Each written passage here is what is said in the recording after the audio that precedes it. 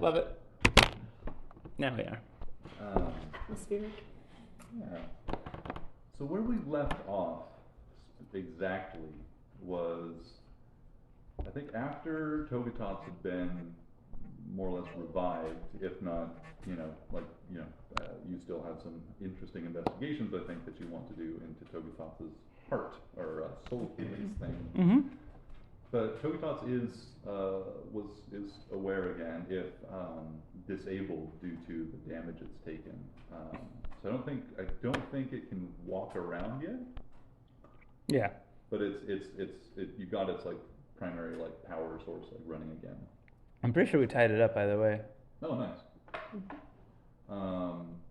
And then a certain pixie that you would know if you had been there arrived, or rather first showed a eye held in a tiny hand. Oh, with, yeah. Like, the nerve endings like still like draping down. It looks like wet. Like peeks around and like looks like it's like looking around almost. And then the pixie like looks around the corner and begins talking to Nazira, referring to Nazira as the question seeker, and wondered if Nazira would kill the pixie again. Nazira, rather befuddled by this, speaks to this pixie with a great deal of familiarity. And in the process of the conversation, thanks the pixie for the beautiful cloak that Nazira wears. Looks like these like enormous like multicolored leaves that are always like glimmering and shimmering. That has certainly some magical properties. And asks, I don't recall having killed you. What happened? And the pixie explains that the body that Nazira had prepared in the Fae had awoken. Uh-oh. Her clone that she had prepared in case of her own demise had awoken. Had reached out and with a single spell had extinguished the life of the two pixies that were there, Nazira's friends. Then when the pixies were revived, or came back and like woke up, Nazira was gone, except for the eye that had the freshly removed eye had been left on the bed where Nazira's clone had been kept. Mm. The pixie has come to request Nazira's company back into the Fae because the Changing King has said that there's still things that he can't speak on, but Nazira is no longer who she is, and his tongue is no longer bound by the same rules. Nazira had in the past asked the Changing King, who had apparently expressed some insight into Nazira's past and had referred to her as, the Dream Thief, but had said that he couldn't, because of arrangements with Corlin, could not interfere with Corlin's business, Corlin being the primary god of the elves.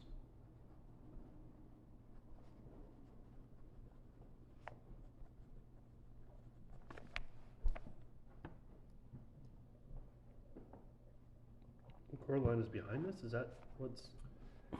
No, one thing that happened very recently that's of significance. The monster that came out in Nazira's body. Exactly. When you were on, I think it was Visigoth's ship. Visigoth's ship, yeah. When something monstrous came or split from Nazira, and you guys did battle with, and Nazira, in that moment, like, she probably would have shared, like, lost some of her magical essence. Like there was something that was lost when that thing came out of her. But she was able to keep other things. Like she had that like memory library, and she held on to that. But she lost some like connection to divinity or something.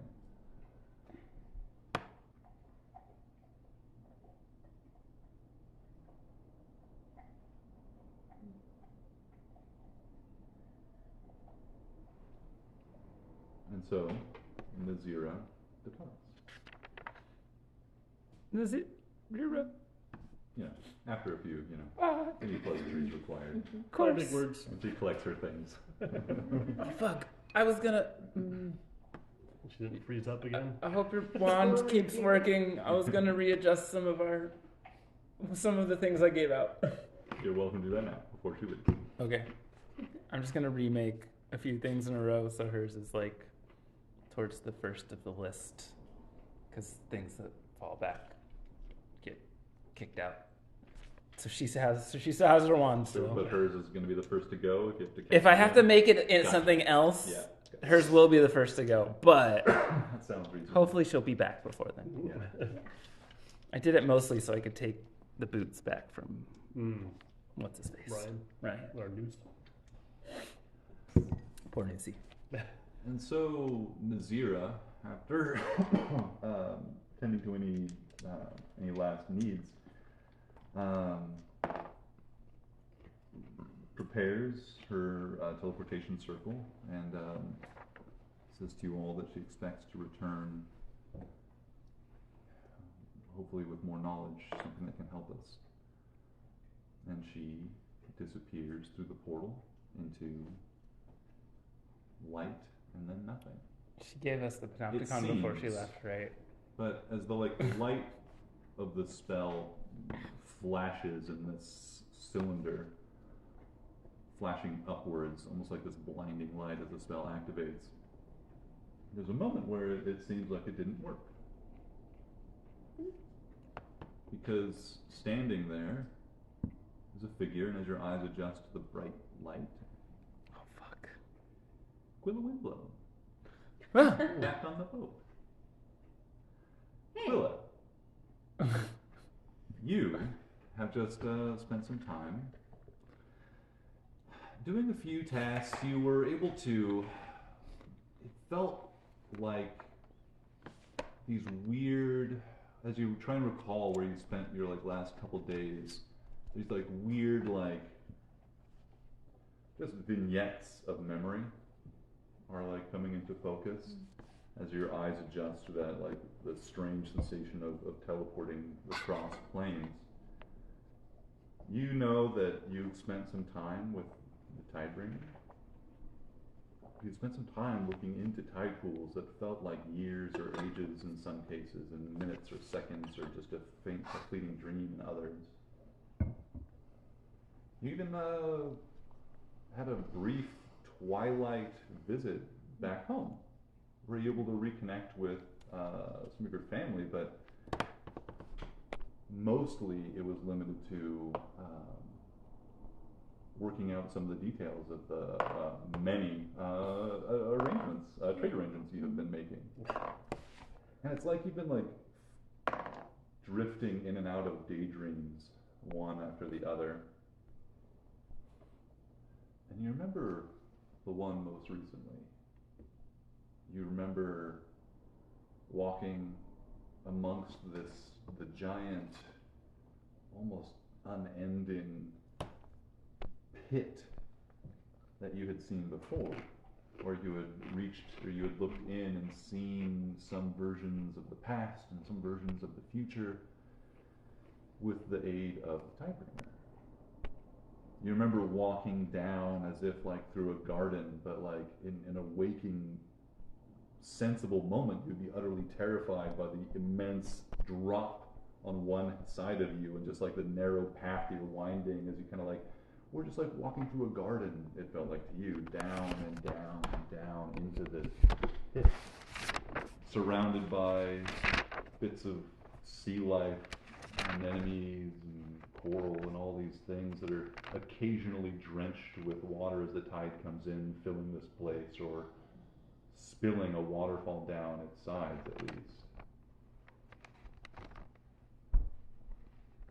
You looked into a tide pool with questions on your mind, worrying about whatever destiny or role you might have in the future, this coming calamity that the Tidebringer seems to be so concerned about. You remember his despairing whispers when you had asked in the futures that it sees, or if in the futures that the Tidebringer sees, does this monstrous creature ever escape from its binding?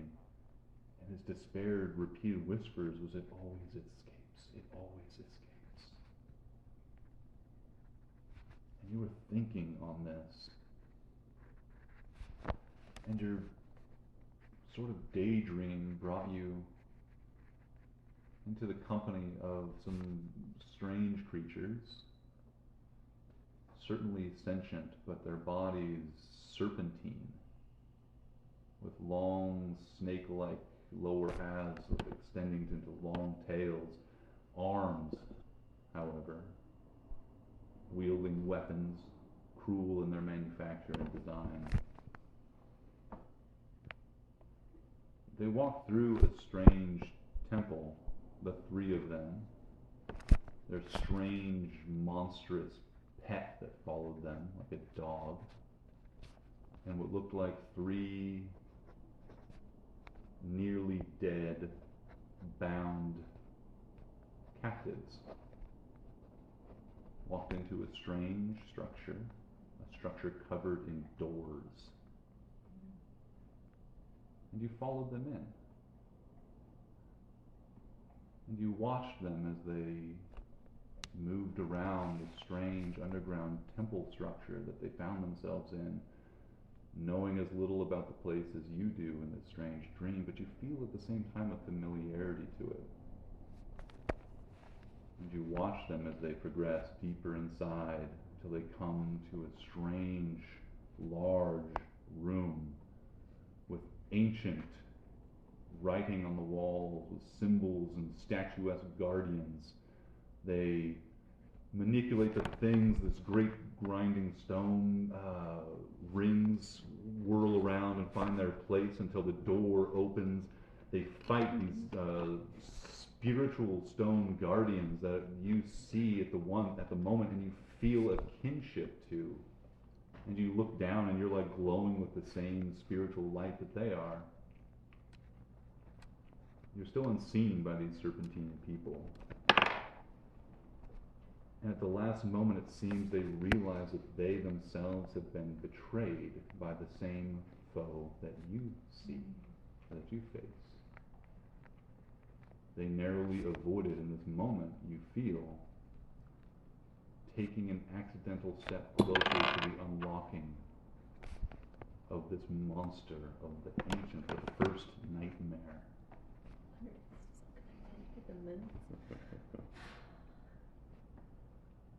And just as they flee, having spoken to this strange guardian around this enormous, what you can see and recognize as this enormous column of pillar of bellstone that seems to be just glowing with energy. The strange serpentine guardian around it sends them away, and the dream fades until you find yourself on the deck of the ship.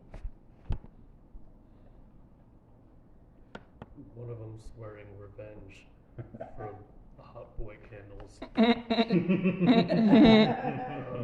Giving them bad slaves.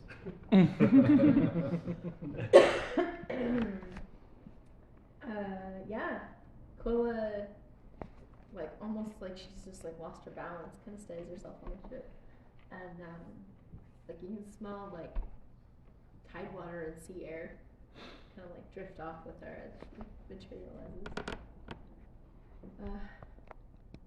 Let's come back here for the time being. How How is it going? We'll have missed much. Fought bugs, lost druids, and he goes on and on and on. Wow, Ate great. bugs. There's a lot of eating bugs in there. Every couple one's eating bugs. So, Where have you half been? normal day, half new adventure? Yes, much fun. Meet Tater Tot. Toga Top. And Toga. He's What? downstairs. Where's Nazira? Big You Bird's didn't- gone. You didn't see each other on the. Huh? Wow. She just left. Oh, You see yourself Okay. like standing in the middle of this like arcane circle that you're like familiar with the design. You're like, oh. So okay. that was That just was coincidental timing? That wasn't really intentional, but okay. Huh. Nazira go Pixie. Kill Nazira. No, they didn't kill Nazira. The pixie wanted them, Nazira to kill them? No, Nazira killed Nazira. She was there for that. We think Nazira might have lost her body. Okay. The other one. Went back to the Fae? Maybe? I get lost when she talks sometimes. Long words. I So think so. The pixie came and got her? Okay. Weird thing, had an eye. Okay. Huh. Interesting. You knew her pretty well, right? Yeah. She's probably fine. But where did you come from again? Oh, I went back to the sea. I'll tell you about it another time. I think probably what we're doing now might be more pressing. True. Gray, do you want to keep flying? Great fly.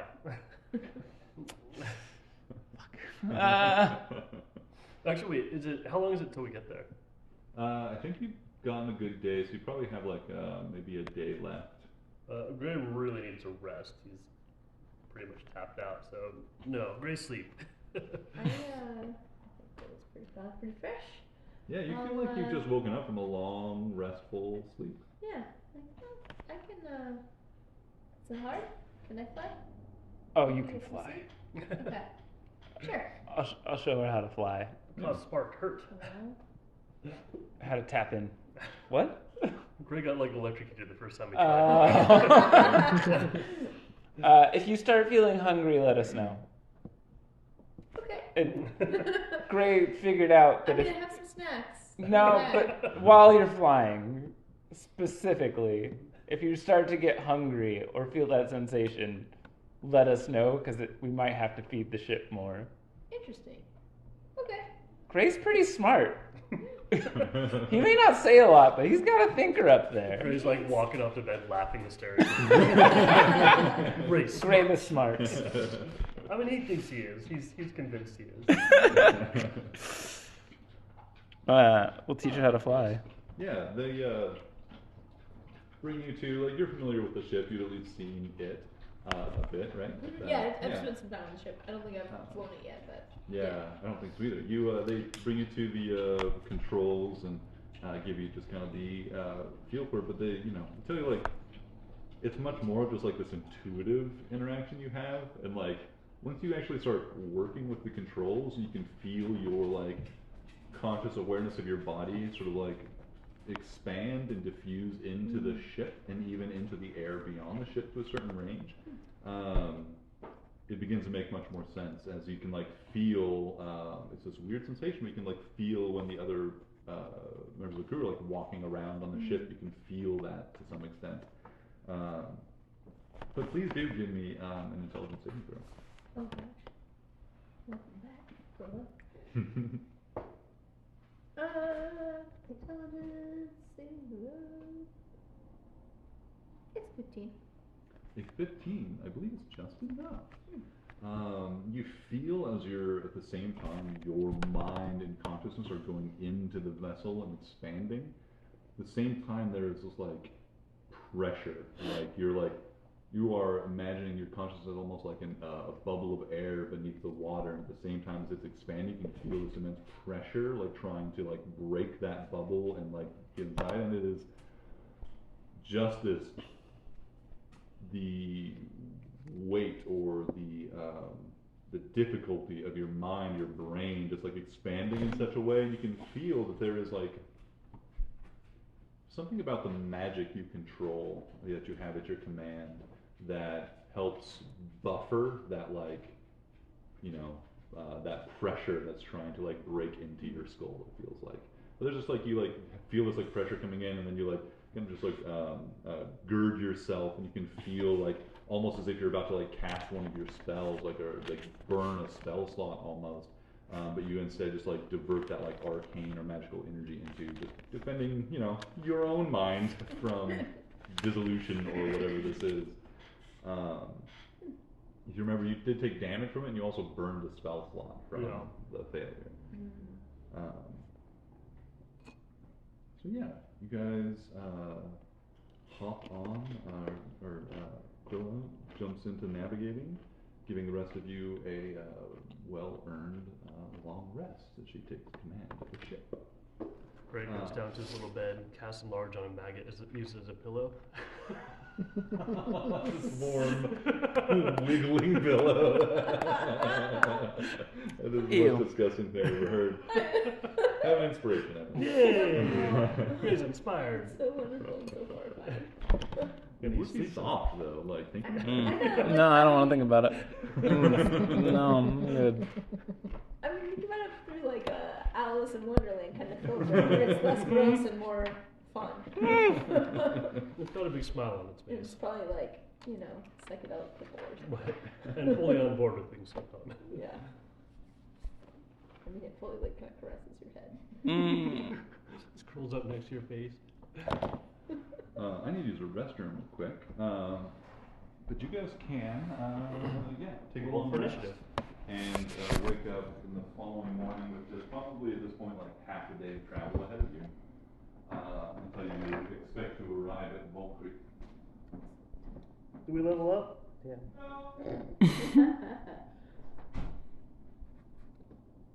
You gotta ask anytime you sleep. You do actually have to ask anytime you sleep.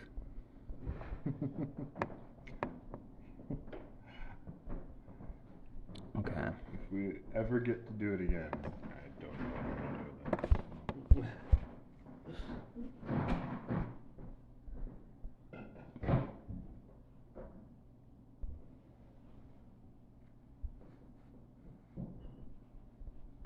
Okay. He was here, no longer is. Oh. He When- left when did he without. leave? I think they left earlier. Oh. I'm unsure. I haven't seen that dude forever. I don't know. that. Bag of holding. Wand.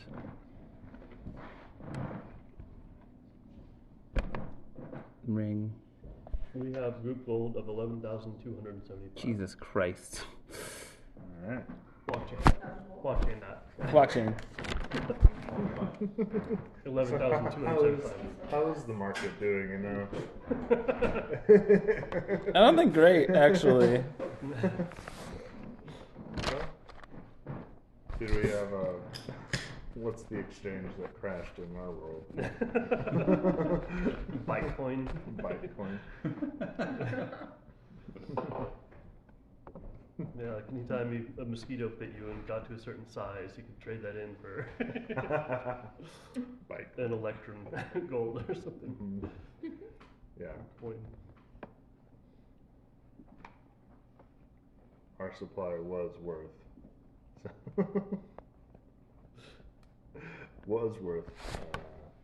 that many gold. Now it's worth that many copper.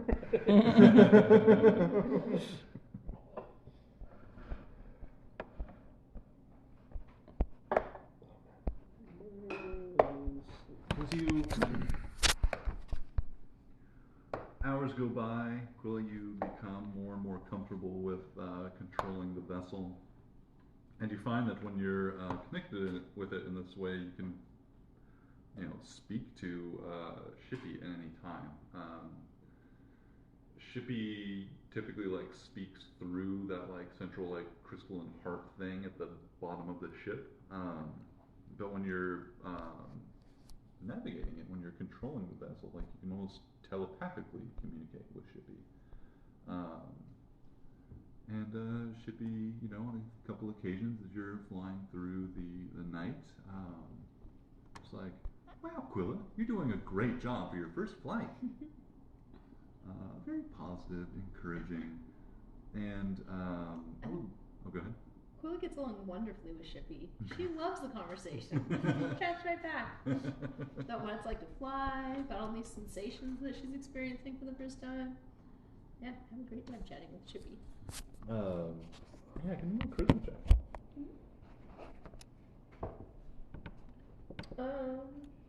25. There's one where the conversation's going, and you're just like expressing to Shippy how like interesting and strange the experience is, like flying a ship and like feeling all that stuff. And Shippy says, "It's interesting for me too, because I get to feel your body. Oh.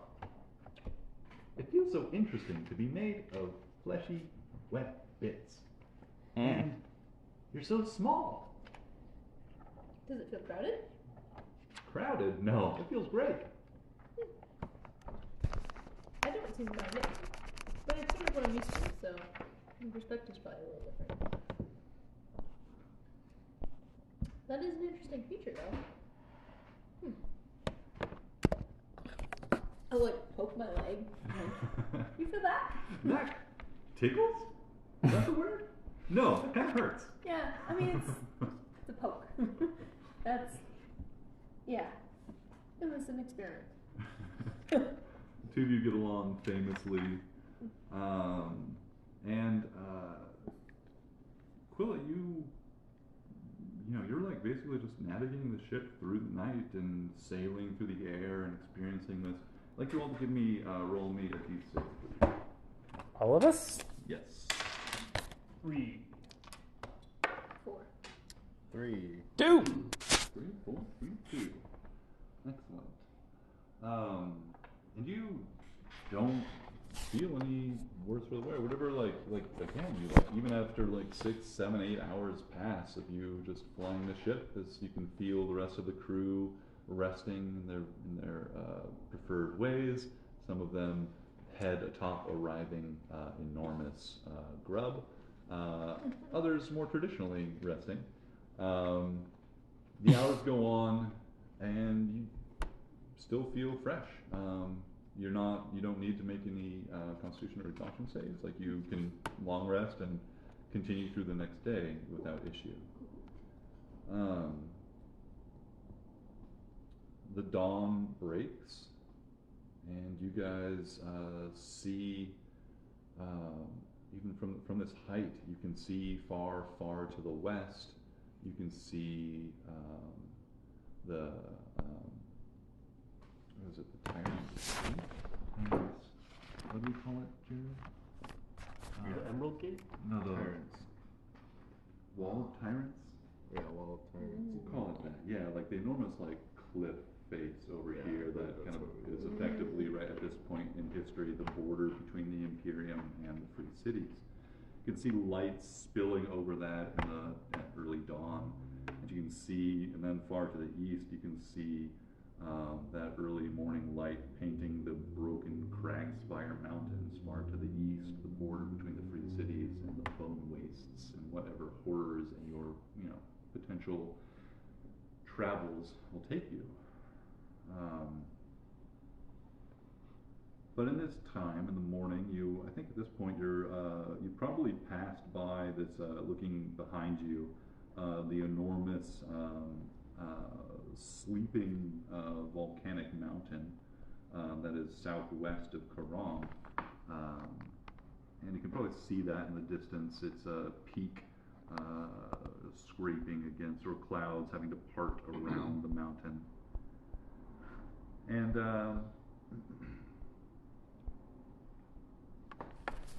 one breaks. Why don't you all give me a perception check? As you tell me how you spend your mornings in these few moments. And 22. 6.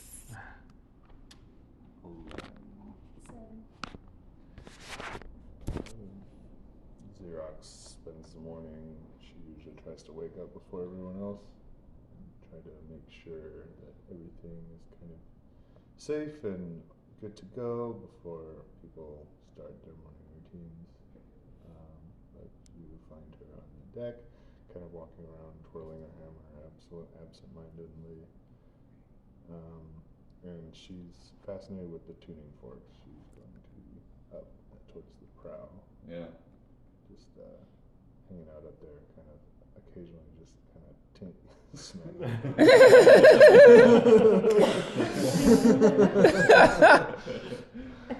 More time you spend with it, like every time you like hit it, you can feel like this thing takes the beating without like any issue. Like you gave it like a huge smash and didn't leave a mark on it. It is this incredibly strong material. At the same time, like each time, like you start experimenting with smaller or lighter hits, and you can definitely feel this like reverberation throughout it. And as you spend the time, I think Quilla would notice, probably not you with that low perception roll, but Quilla would notice as he's doing this, like each time with even the smaller ones, you can feel this like harmonic vibration throughout the ship. Like chatting with the shippy, I'm like, so that kind of tickles. Does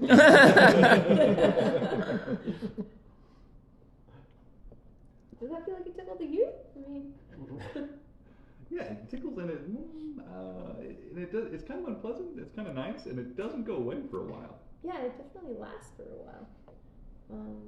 Just gonna keep feeling it. Somewhere between a tickle and hitting your funny bone. Gray, you find yourself on the deck in the early light, and looking around, looking through the air and the horizon, you can see far from you, there's a first in the dimmest parts of the morning light look like just like a moving smudge on the ground far to the east of you.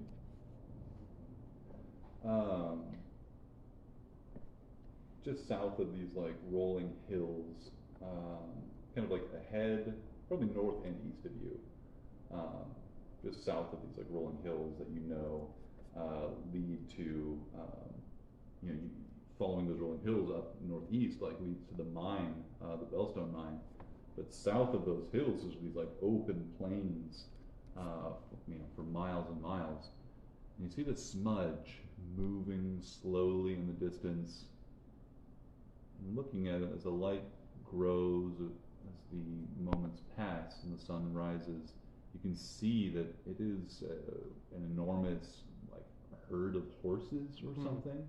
Like it looks like horse-sized creatures moving quickly across the plains, kicking up their big cloud of dust as they go. Yeah, they're moving sort of in your direction-ish. I think Ray alerts the others. Smudge.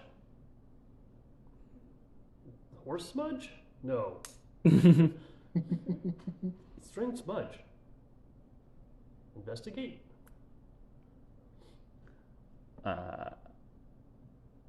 I will come up from hanging out with Shippy and Togotots down in Shippy's core room. What? Smudge. He like points out. See smudge? They're coming towards us. It looks like you guys are heading kind of like north and a little west. They do look to be heading like kind of northwest. Like they might, like it. I mean, you're not sure if they're trying to specifically catch you off, but it looks like they're not trying to. I mean, like it looks like. But they're on the ground. Yeah, they're on the ground. But we might be headed the same direction. Good catch. Yeah, Gray like walks up to the front of the tuning forks. It's just like. Keep an eye on them. We'll see what they do. When I'm playing the ship, do I have to stay at the controls or? Okay. Yeah. That's what I said.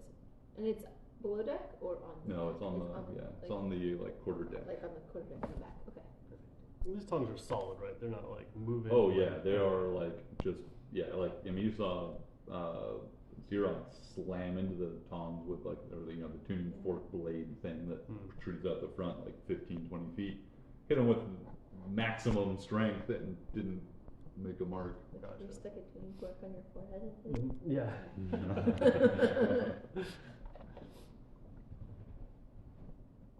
Keep an eye on them. Yeah. There's No need to change course. They're headed. It looks like we'll meet in the middle. I look. I see. Can I hear this conversation from the quarterdeck all the way back there? Okay. I mean, through the ship you can hear. I mean, most You of can the hear all of conversations. us. Yeah. There's kind of like this weird sort of like ability to listen in on like everything's It's happening a on the little ship. Yeah. awkward. Like as my stomach rumbles. I'm like, excuse me, Shippy. Wait, are you hungry? Am I hungry? I think at this point, I think Shippy's been southward voyage. Probably, you would estimate, it's been halfway between your previous meal and what you might expect to have in the next one to avoid becoming very hungry. Mm-hmm. Not too bad. Okay. What is that headed towards Valkyrie? Because that's where we're headed, right? Valkyrie. Hmm? Is it gonna get to the city at the same time as, or is it gonna intersect with our path before that? Yeah, it'll definitely intersect with your path before you reach Valkyrie. Okay. Let us know if we need to. There's like guns on the ship, right? There are cannons. Ballistae. Ballast. Yeah, sort of like Ballistas. clockwork ballistas. Yeah. That shoot the spear things. Yeah. Yeah. Spears or harpoons? Yeah. Spears that are or blunt objects. I think you could Okay. basically like hurl cannonballs to do bludgeoning damage if Okay. you want, Mm-hmm. but the basic ones do piercing damage. Spears. Okay. Thanks. Yeah. Keep an eye on them. Let's see if we need to ready the cannons. Yeah, you guys go about your morning, preparing some food, making sure everybody has gets their bite to eat in the morning, etc., etc. Taking care of just Who needs to eat? pooping off the side of the ship. Huh? I want to know if Shippy can sense any danger from this thing below and ahead of us. What do you ask Shipping? Shippy, there's something on the ground. We may cross paths with it. No, we're in the air. Well, yes, but it may pass below us. It's looking like it may intersect our, general direction. Is that something we should be worried about? Do you sense any danger? No, but I can't sense that far. I Hmm. don't even know where the ground is from here. Oh, okay. Well, let me know if you feel anything dangerous then. This is flying a little high. I know that, but Shippy should know where the ground is. Jesus. Right, Shippy. A couple hours pass as you guys see to any morning needs, get your breakfast in, keeping an eye on the smudge of this, what's becoming more and more obvious, an incredibly large herd of horses, some mounted, some that look weird, some unmounted, a couple other creatures that are quadrupedal and running amongst this enormous herd, but don't look like horses. Hmm. Look almost more like gray and almost like rhinoceros-like.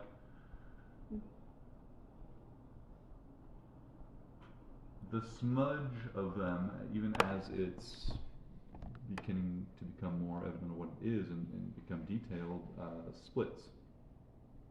Probably like 3/4 of it.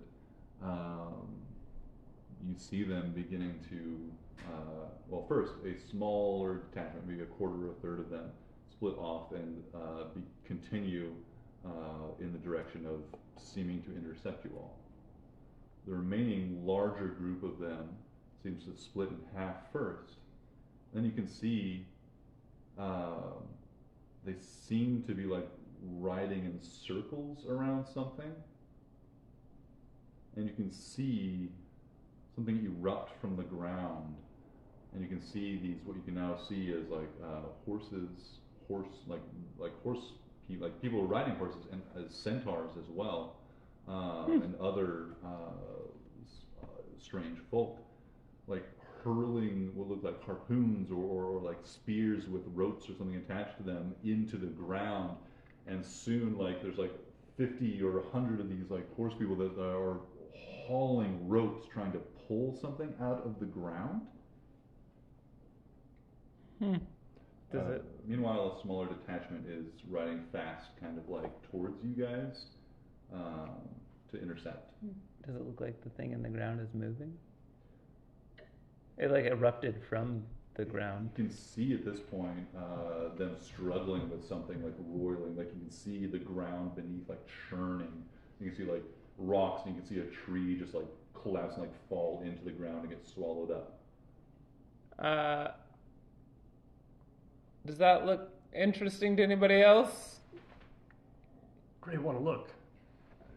Shippy, you recognize that? I don't know what that is. Can you see where I'm looking, Shippy? No. Okay.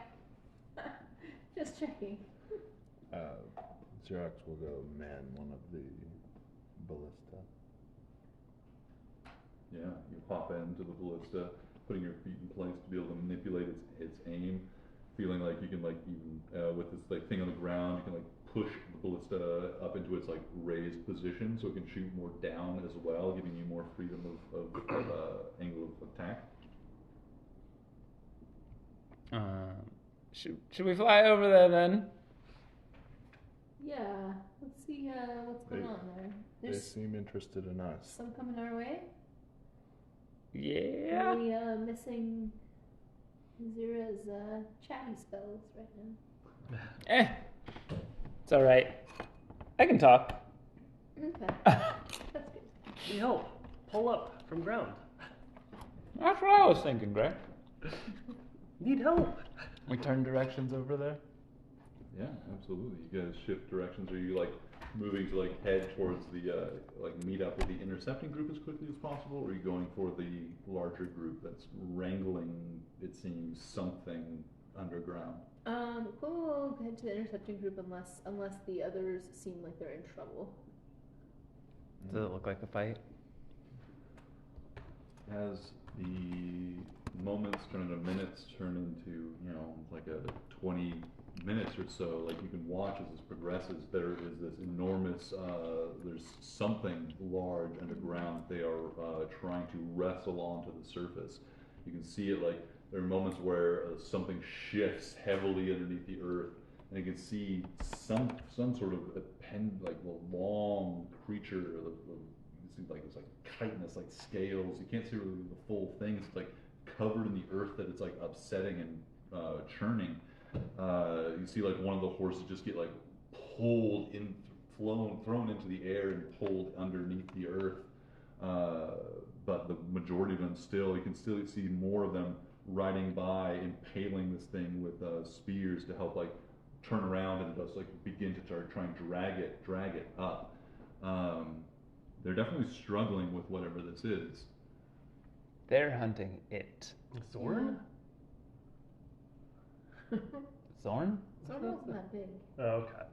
Oh yeah, this is much bigger than Zorn. Zorn was, you know, a very, very large three-legged thing that's, you know, probably the size of like 6 people.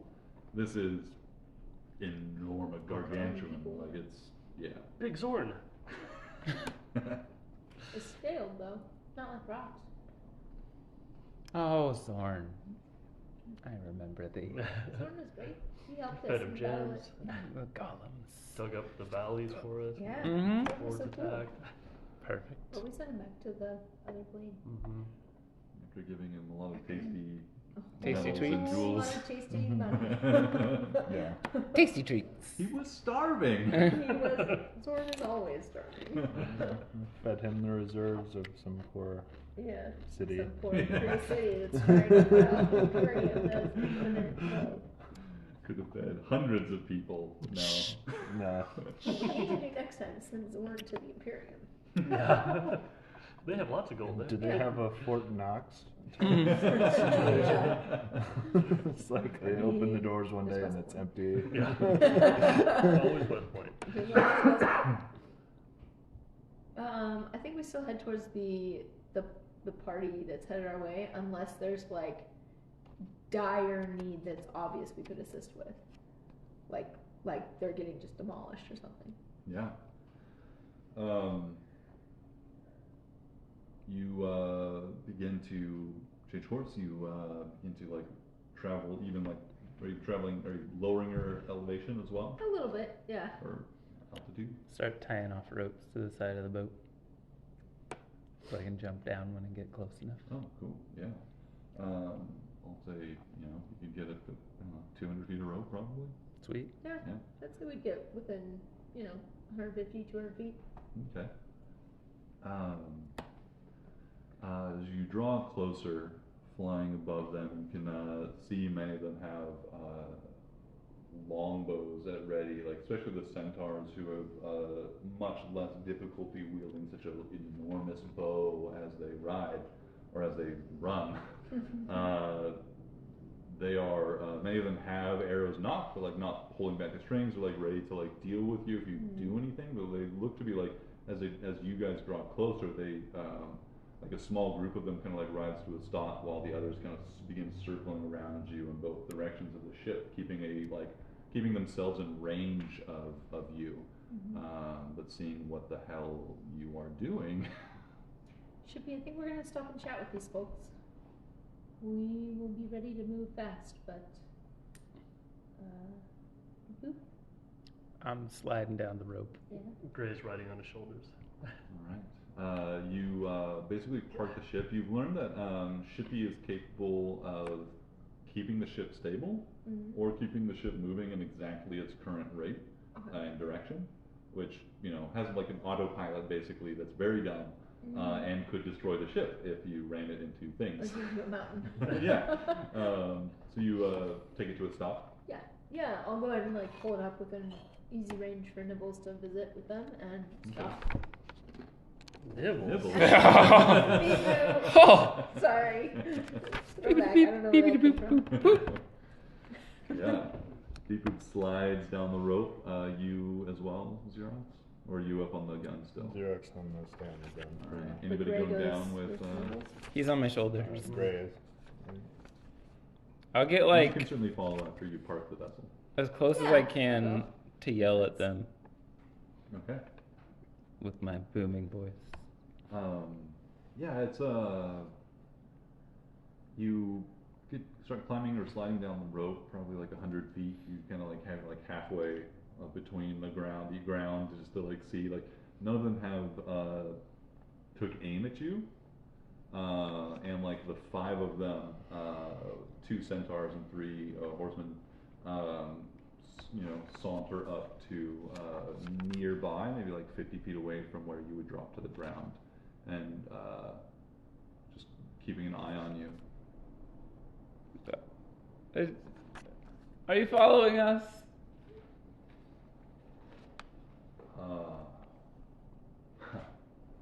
Investigating such a strange sight. Ah, Big help gang. We help. Need help? We wouldn't turn it down. what you doing? Dealing with a pest. Great worm-like creature has been burrowing beneath the plains, consuming our herds. Is that what they're doing over there? That's what they're doing now. They look back, you look over, and hear in the distance like the scream of a horse as its like back is broken and pulled beneath the earth. Is there a reason you're not helping?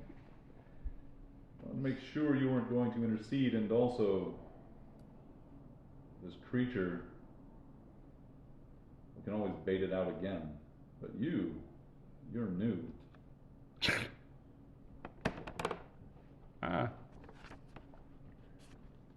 I mean, you're new to us. Where do you hail from? We're the Thundering Stampede. I heard of them before. Give me a history check.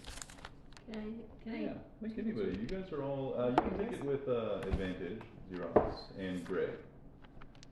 history? Yeah. 17. 60. Natural 20. Ooh. Ooh. Gray, that sounds familiar, but stampedes aren't lightning. They don't make thunder. It's weird. Like, you've heard of other stampedes and herds of things. Like, this one sounds familiar. And then as Beep Boop mentions that it's something that Nibbles has spoken about, you remember that you've heard about them from your military days. Xerox. When you and Gray and Nibbles were serving as auxiliaries to the Imperium's crusade east of the Crags Fire Mountains, members of the Thundering Stampede were among auxiliary groups. Not yours. They were often also served as scouts and rangers.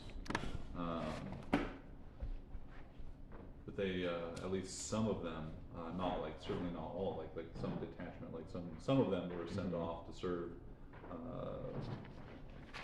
and you know them to be extremely capable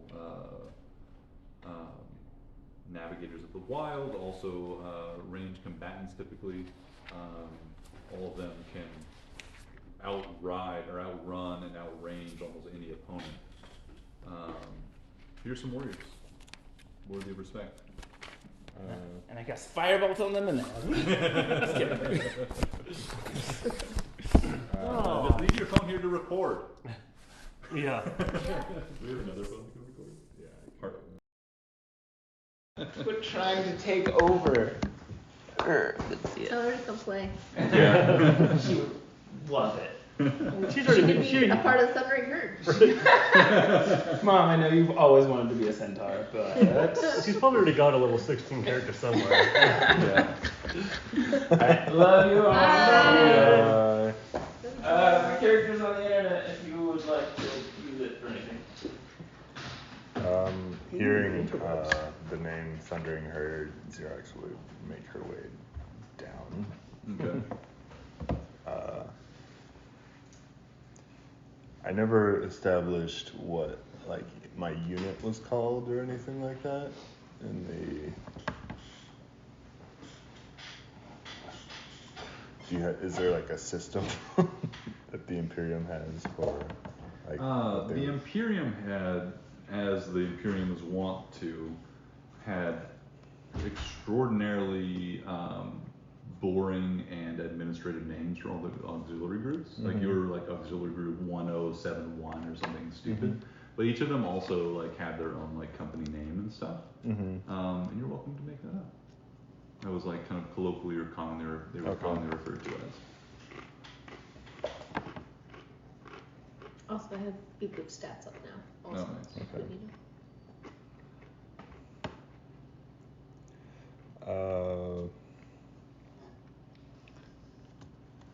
I would just proceed all the way to the ground and say,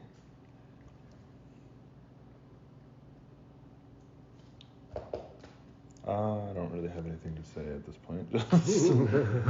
Just becoming curious as she hears a name that she recognizes. Need help. Kill worm. We go. Help now? Talk later. We can offer assistance. Yeah, I'll start going back up the rope quickly and guiding Shippy over towards the fight. Beep boop up. And he keeps shout we'll help. And I'm Xerox will hold on to the rope and just dangle below. Nice. jump on the back. Gray's gonna jump on the back of a centaur. Yeah, absolutely. So you begin moving the ship. I'd say Beep Boop probably begins ascending back up, and you're gonna ascend as well. Did you say? Yeah. You're gonna hang. No, you're gonna hang. I'm gonna like hang. a badass. I'm hanging like a badass. And Gray, you scamper down. The members of this like contingent of the Thundering Herd say, "Mean us no harm. We'll not turn down the aid. Bring this creature down with us, and we can speak after." Great help. You hop down. Why don't you give me a grapple check? This will be an opposed athletics. He's gonna ask, help up, help up. Oh, you're gonna ask he's permission? gonna jump up and like. All right, give me a charisma check. 13. They're like I said, these I think it's two centaurs. The two of them like look at each other with this just like long, slow blink. And the one that you're like looking at says, "Fine, come, prepare your weapon," and gives you a hand up Nice. onto their back. You ride along with this contingent of the Thundering Herd, and the rest of you sailing the ship quickly in that direction. As you approach, you can see this roiling mass beneath the ground. You can see like one coil of it erupts from the earth, and you can see this like dark, like reddish, purplish, chitinous scales overlapping its body. You can see these enormous like eruptions of spiky bones protruding all in like two lines down like the sides of its back, or what you imagine to be its back, because it does indeed seem to have some under layer of its body that seems to be less well guarded, less well armored. Why don't you guys go and give me initiative? No. How about that, Mark? Oh, my power! I can't do anything. It's a voluntary game.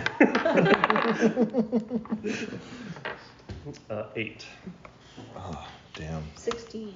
It's the worst initiative roll I've rolled in a while. 6. Oh man. The barbarian. We'll It just- was not very bad for now. Okay. Yeah, going slow as barbarian's pretty bad. It's bad. Can't rage. I have to react to everybody. Yeah. What'd you get, Quill? 17. Yeah. I think. Anyway, something like that.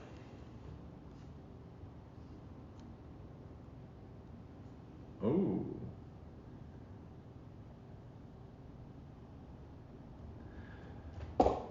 You're up first, Quilla. As you guys are at this point, I would say about, we'll say you guys have sailed into closer range. Do you guys want to like hover above the roiling mass of Earth? What are you guys planning on doing here? As you can see, as you're getting close, like this thing is taking up like 60, 70 feet in diameter, this like roiling like beneath the surface is making the entire like area above that completely like quicksand, as you know, all you can see all the horsefolk and centaurs like keeping a wide distance from the broken earth, as you've seen already several horses being like pulled into it or like falling into it, horses and centaurs. Yeah, so where do you guys want to position yourself? Quill's gonna tell Shippy that we want to get in a position that we can fire from our ballista things to hit it. That's great. Let's do it. Do you know where that is? No. Okay. So like, Quill's gonna do her best to like park kind of like on the edge of the roiling. Because like we can have Beep Boop drive. Sure. So There we you go. can just be doing Yeah. that. You will do that and take over, and I'll run over, and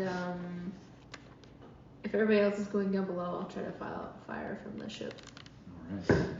All right. Yeah. So Xerox is hanging down below. Gray is riding a centaur now, like swinging around the side. And you hop on a cannon or a Yeah, I'll jump on a cannon and ballista? try to, the ballista, and try to get in good position to shoot either with that or with spells if needed. Who among you remembers the damage stats of the perfect? Ooh, wonderful. You have an AC of 16. Yeah, the ballista itself 60 HP. Attack is a +8. 120 and 480 is the range. Damage is 4d10 piercing or 4d10 bludgeoning, depending on what you're firing. Okay. And the clockwork design of it means that you can fire. Did I give you a fire rate? You did not. Yeah, so typically these siege weapons of this kind would require like multiple people at the very least to reload and fire each round. But with the clockwork design of this, a single person can operate, aim, and fire this thing once each round without having to reload. Or you're reloading, but you're using the clockwork design of it to Right. Kind of like aid you. almost like a bonus action or just exactly, or it's just like it's like your movement basically, because you're like using your legs and stuff to also like you have these like pedal things that you like move around and stuff, So, like basically, aim and like, swing it around, like and you using can the pull this pedals big to old get it lever back right in here, position just and then another bolt Yeah. just goes into place. Yeah, exactly.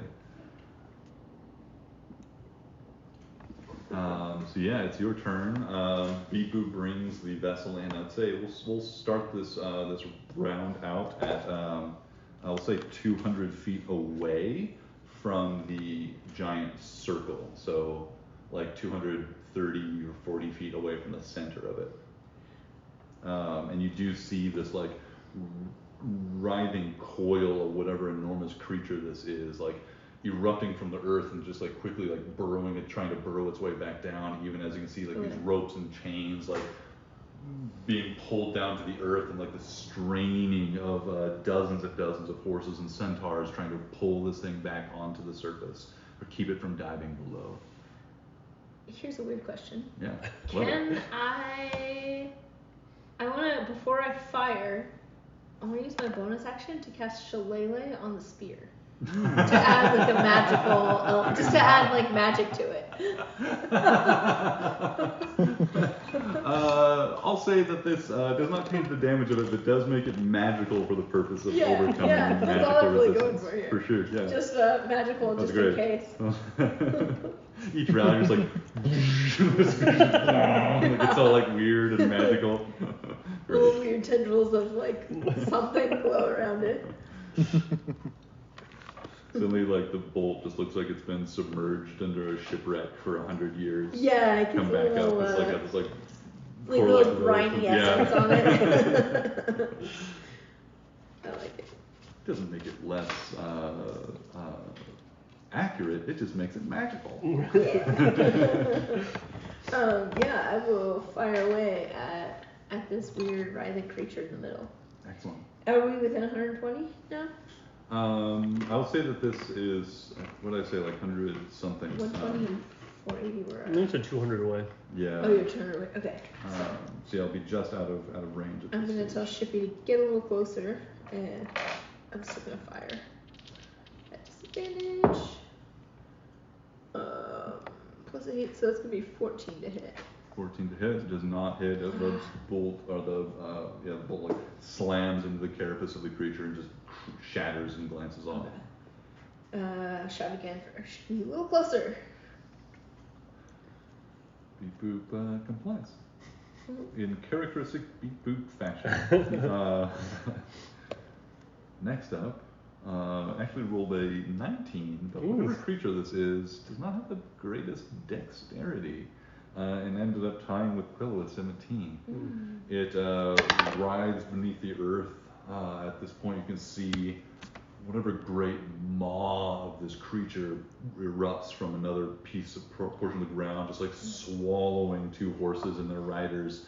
You can see this like eyeless maw of this thing covered in enormous teeth that look made of bone or stone or something, but some of them look shattered and broken, but it doesn't matter because inside the mouth you can see more teeth pushing their way forward like a shark's mouth to the fore. This creature is utterly gargantuan.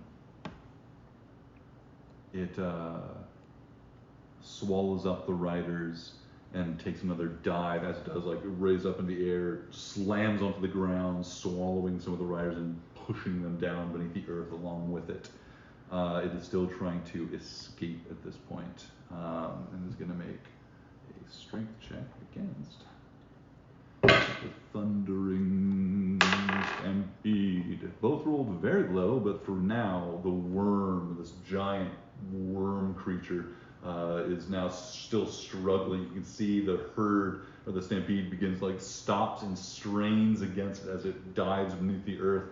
And you can see even as they do, dozens more spears and javelins are thrown into it with the attached ropes and chains, and more riders and centaurs go into the pulling line trying to bring this thing back to the surface. It is still captured for the moment.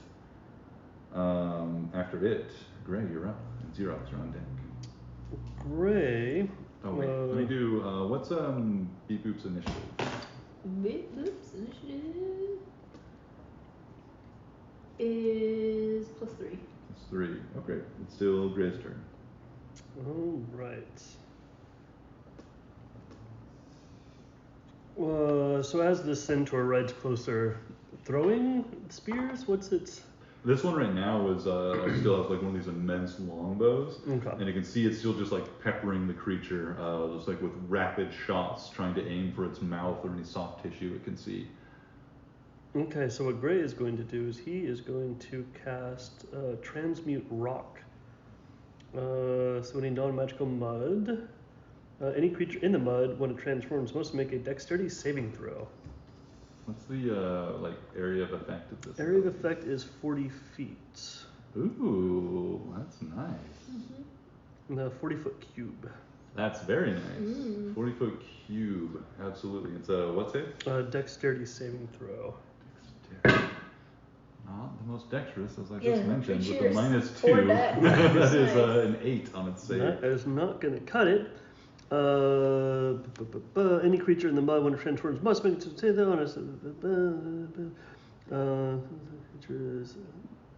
on a failed save, the creature becomes restrained by the rock. A restrained creature or any other creature within reach can use its action to try to break the rock, blah, blah, blah. No one's going to want to do that. So yeah, he is restrained. Fantastic. You can see as the creature just like begins like dives back into the ground. Just as it does, you like turn that like churning earth into just like a solid block of stone, and you can see just like as after its mouth goes into it, just like stops. You can see the coil of it still writhing forward as its body's momentum is like pulling more of itself to the surface as it was trying to like dive back in, and the head stopped, but the body keeps moving, and more of it just spills forth onto the earth, certainly fucking up any momentum or ability to escape it had for now. No run, worm. You, in a moment, you think that like this thing is clearly like easily diving and burrowing beneath the earth. You're not sure how long stone is going to keep it, but in this case, for the moment, it has certainly just like halted it entirely, and things just like spinning and writhing around the air as more of it is piling up from the earth. Awesome. I will pull out his bow and we'll continue riding. Fantastic. Got him! And then like pass him. Beep Boop in the ship can bring the ship closer, I presume. Is that what you all want? Yeah. Yeah. That makes sense. I want Shippy to get as close as possible. Yeah. She will take the ship will take effectively the dash action for it, and is going to get much closer to the point where you were hovering over or at the very edge of the roiling earth. What is Shippy's movement? If I have it noted here. I'm not sure that I have finalized that. That's I fair. think it's going to be pretty close to something. I'll tell you. Okay, no But for worries. now, it's Close enough. right up there. Okay. Within like 90 feet? Yeah, definitely. Definitely? Okay.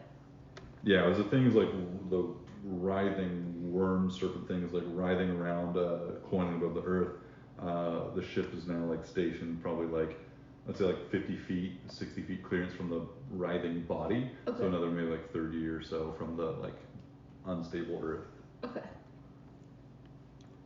Xerox, you're up. Xerox will tie, as she is now standing on the ground. We'll tie the end of the rope, I don't know, to her javelin of lightning, and will use her bonus action to fly into a rage and fly as fast as she can, fly as close as she can. And would you allow me to get an attack in? Or? Yeah, absolutely. And she... You can take your full attack action.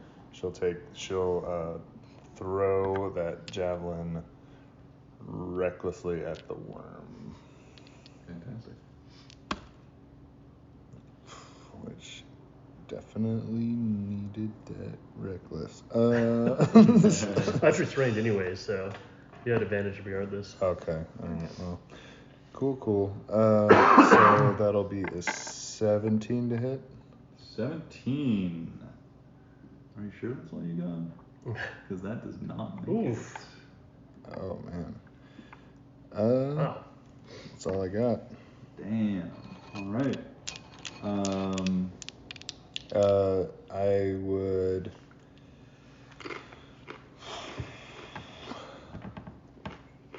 pull out another javelin and again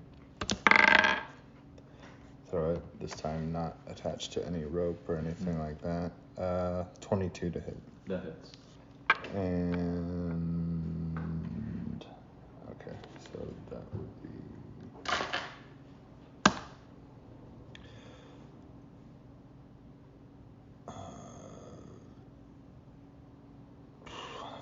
13 points of piercing damage. And Xerox will equip her, will try to find her javelin of lightning. And it's attached to a rope. We'll pull the rope back absolutely. And try to stay within range. Okay. Easily done. Yeah, you spend the remainder of turn pulling back the javelin, and easy enough to stay in range because it's right now not going anywhere. Yeah. Okay. That ends my turn. The thundering herd is going to take their turn. You can see just like dozens and dozens of arrows launch into this creature. Most of them just like shattering against the carapace, but some of them finding their way to the softer, like bottom stomach layer of this creature, and some finding their way between broken chunks of its carapace. They add some damage to the beast and continue to try and hold it. It will presumably try and escape their grapple with their ropes again next round. But for the moment, they've taken their turn, and we go back up to the top with Quilla. Yeah. Actually, I need to use the restroom again. You guys mind if we just take a quick Yeah, time? let's It's do been a it. little while. That sounds good. Sounds good. Actually, Yeah. use the restroom break too. Yeah, I didn't want to take one right before Joel left, so.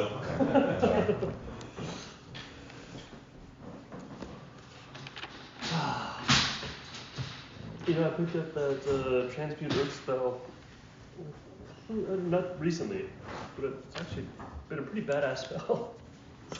Yeah. Those utility spells, like.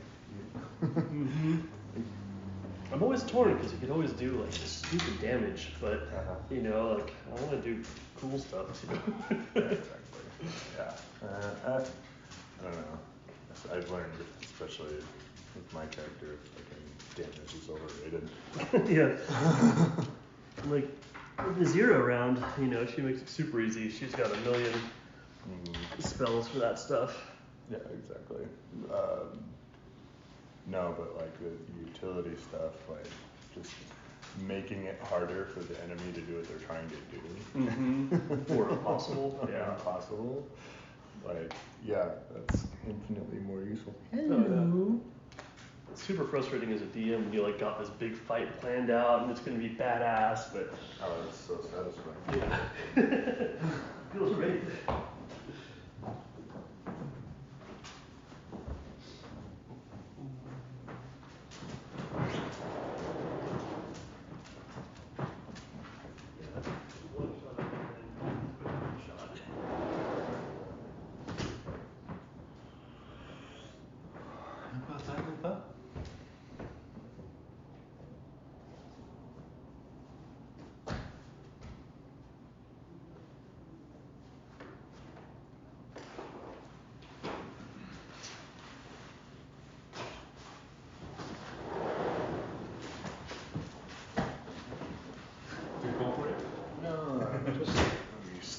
recording for fucking. Oh, smart.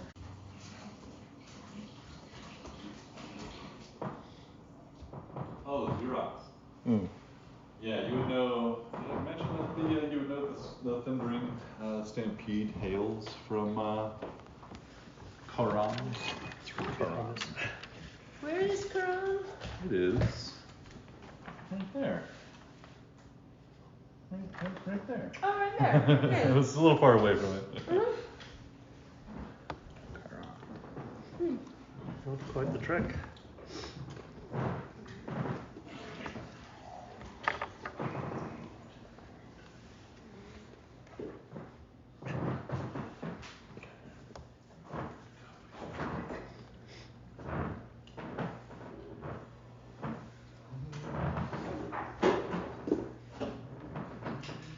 Would Quilla know much about Quran from her trade with her family business? Karan is one of the more isolated cities of the free cities. You probably, I think you would at least know of the place, and know that there is some trade that goes on with them. I don't think our family's ever traded with that far. Yeah, I don't think so. She would have this idea that they're pretty, like insulated and isolated. Okay. Don't. We don't do too much about it beyond that. Any future trade negotiations would have to be, initiated by your family. Yeah. They're not in the habit of reaching out, and they're certainly not working with the Farce Riders. You know that. You bet that. Bet that for a dollar? What's this expression? What was that? There's some expression like you will bet on that for a dollar or something. I don't know. Somebody said, old timey dude used to always say it. I'd put $1 on it. Maybe that's it. Something, I don't know. I cost you $1. Well, you gotta be quicker than that.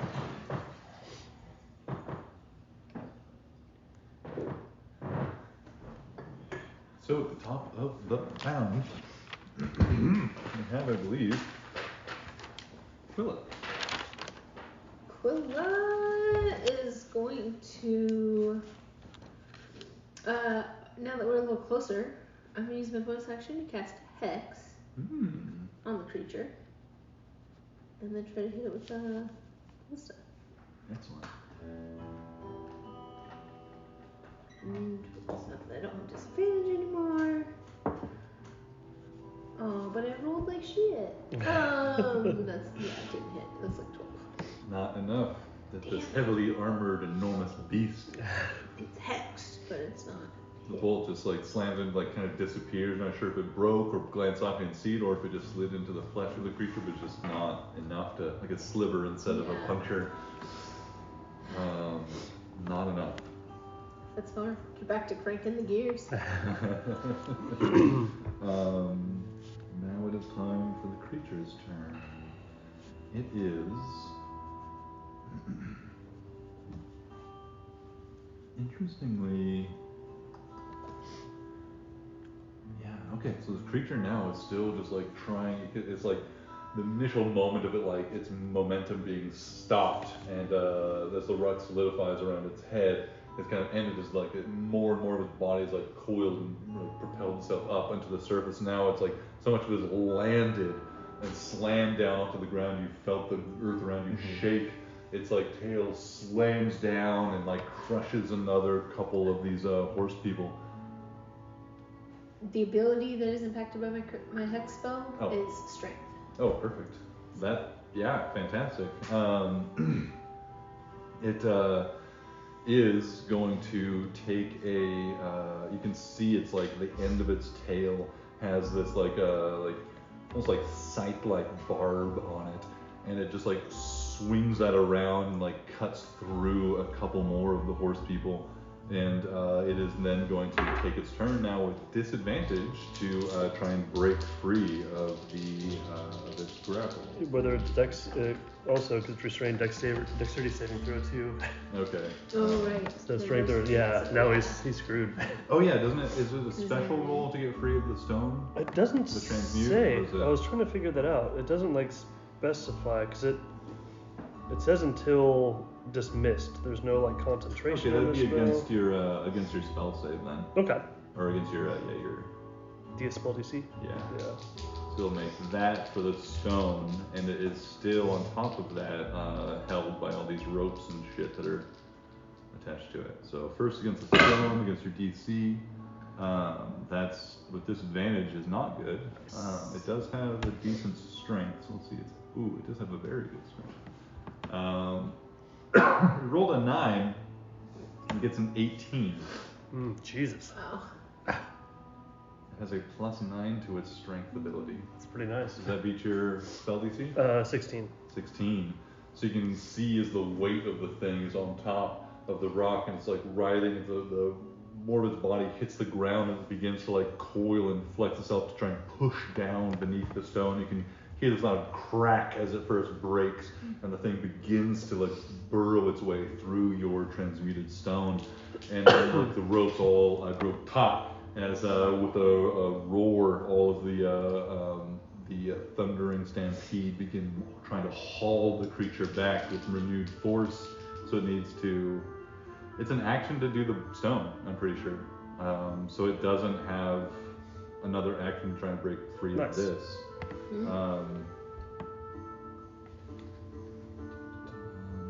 Yeah, use its action. So and even as it's just about to like with renewed strength burrow beneath the earth between the giant cracked like 40-foot cube of stone you've made, the ropes and chains grow taut, and with a roar it is brought to a halt on the surface. Almost all of its body looks to be on the surface now, and you can see this thing is like 15, like 20 feet in diameter itself, and just long, 100 feet or longer.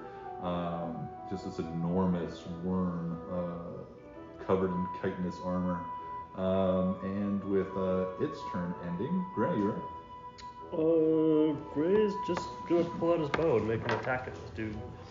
He'll take the first one with the penalty, aiming for one of the mouth spines. 19 minus 5, 14 plus 9, 23. 23 hits. That is going to be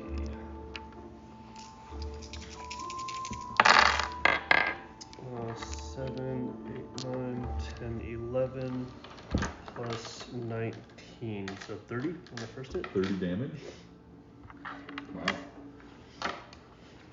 Beast mode. Yeah, that is huge.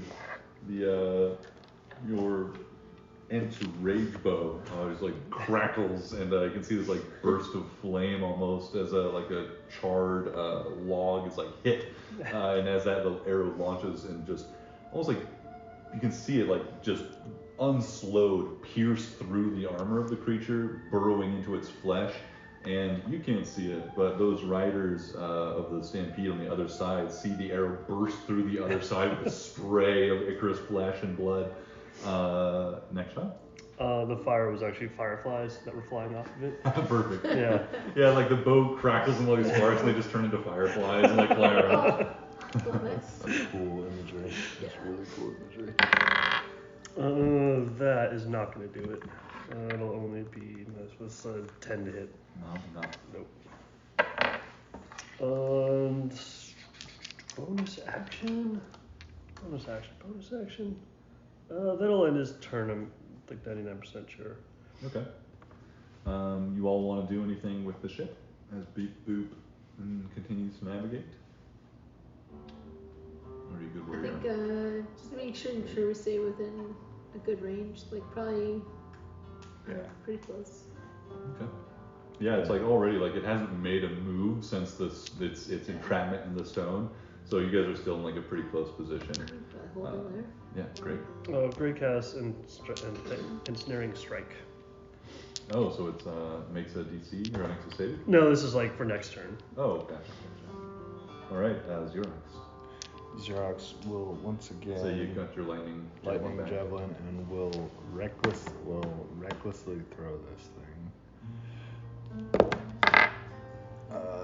Okay, so that will be 24 to hit. Oh yeah. So that will be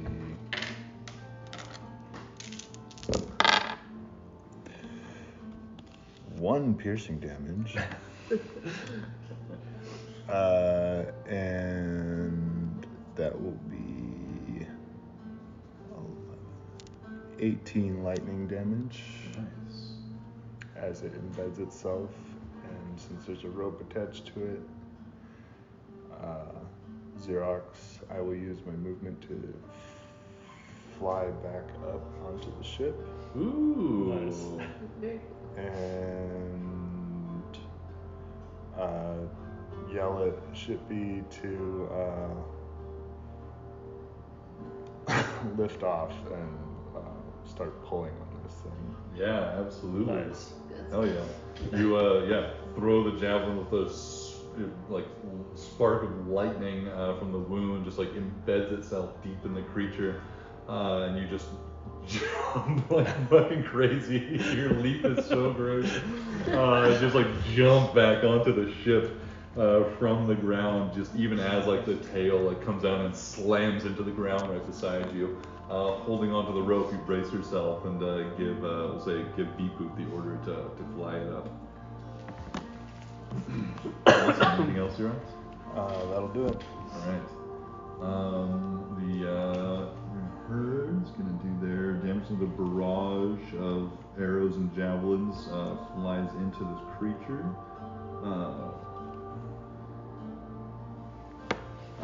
You can see from multiple, like, just dozens and dozens of tiny wounds across this gargantuan creature. It is leaking so much fluid.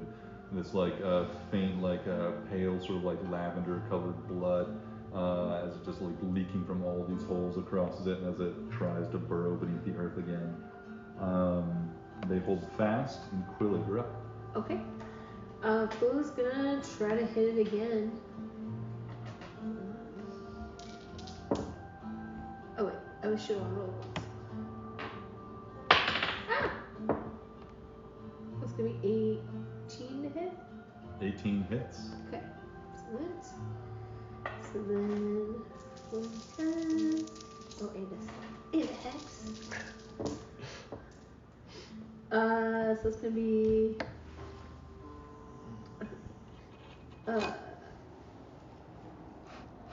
ooh, that's pretty good. 10, 20, 27 and 9. So 35. 35 damage? Yeah. Nice. And well, 2 of that is necrotic damage, if that matters. It does not, but I appreciate the note. Very helpful. Generally, but not now. Yeah. Awesome. Anything else from Quilla? Nope, that's all Quilla's got. She's just gonna go back to reloading the ballista and just kind of taking in the scene, like looking around, taking it all in. All right. Fantastic. Next up is the worm. It is. How, Gray, you're riding on this centaur. It's been impressed with what you've done so far and is like, paying attention to you. Are you directing it closer or farther from the creature? Do you want to get in on this thing or you want to use your range to maximum benefit? Gray's just along for the ride. Great. He could do it any way. He doesn't need to be up front. He could be in the back. He's letting him do his own thing. Okay, great.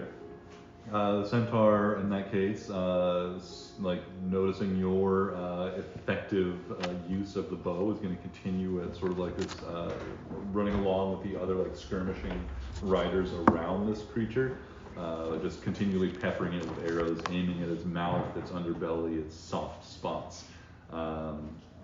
So it keeps you at a good distance from it. As you're seeing this creature writhe and flail around on the surface, Gray, you're noticing that it does not have eyes. And you don't think it has really perhaps the ability to sense things outside the earth, like farther away from it. Doesn't have tremor sense. Or at least like you, or if it does have tremor sense, you're definitely outside of it. Like it's writhing around in this tumult, like the erupted earth that's created, and like there aren't any riders on that because it's effectively just like it's incredibly hostile terrain at this point, there where you would die. So most of the riders are just like riding around it in a decent distance, hurling projectiles at it, and they're anchoring it with various weapons. It is flailing around wildly, as if it doesn't know where its enemies are coming from, because they're far enough away from it, you would guess.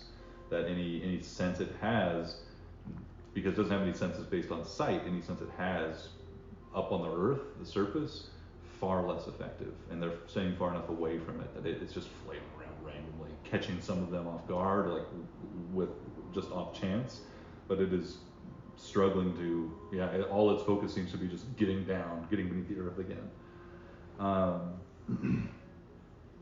And as you ride, safe enough from the writhing, flailing worm, it instead, it does not come close to you, but those riders that are drawing close enough to impale it with more ropes and chains are still at risk.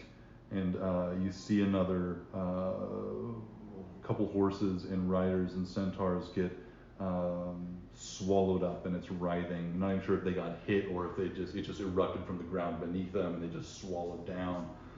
Who knows how many survivors that the Thundering Herd will be able to collect after this battle is complete. You do. I do. You know. I know the exact Yeah. number. It's Gray, you're up. Oh wait, the worm didn't actually make its check. It needs to make a check now against the grapple it's on. Still has disadvantage from the hex, and that's not a great roll. It remains bound even as it struggles to dive beneath the earth again. Even as you hear ropes straining and some of them snapping from the pressure, it is held near or near the surface. You can see its head is like burrowed down beneath the surface, like a tick getting into its flesh. But it's like the rest of it's still like writhing around the surface, trying to propel itself down, but it is still trapped. Gray, you're up. Gray's gonna make another firefly attack. 14 minus 5 is 9 plus 9, 18 to hit. 18 to hit? Yeah. That hits. Nice. Jesus. 3, 7, 9 plus 19, 28 points of piercing damage.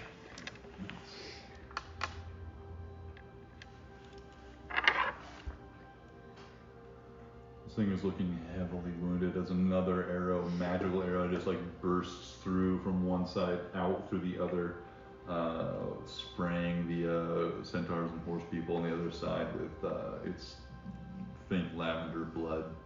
It must also succeed on a strength saving throw. It has advantage because it's large. Ooh.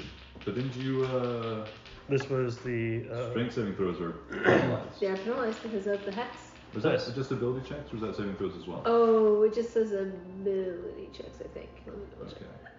I think it's just ability checks. Yeah. Regardless, I rolled 2 4s. Nice. With it's a strength check. Yeah. Brings up to a 13, but I don't think that's going to do it. That will not do it, unfortunately. It is now restrained. And while restrained by the spell, it takes 1d6 piercing damage. Start of each of its turns. Okay. Yeah. So enjoy that. What's it look like as the arrow hits it and finds it? It actually misses. You see it bounce off the creature. The fireflies still actually penetrate through the armor, kind of like making it a little bit easier to see where the hole is.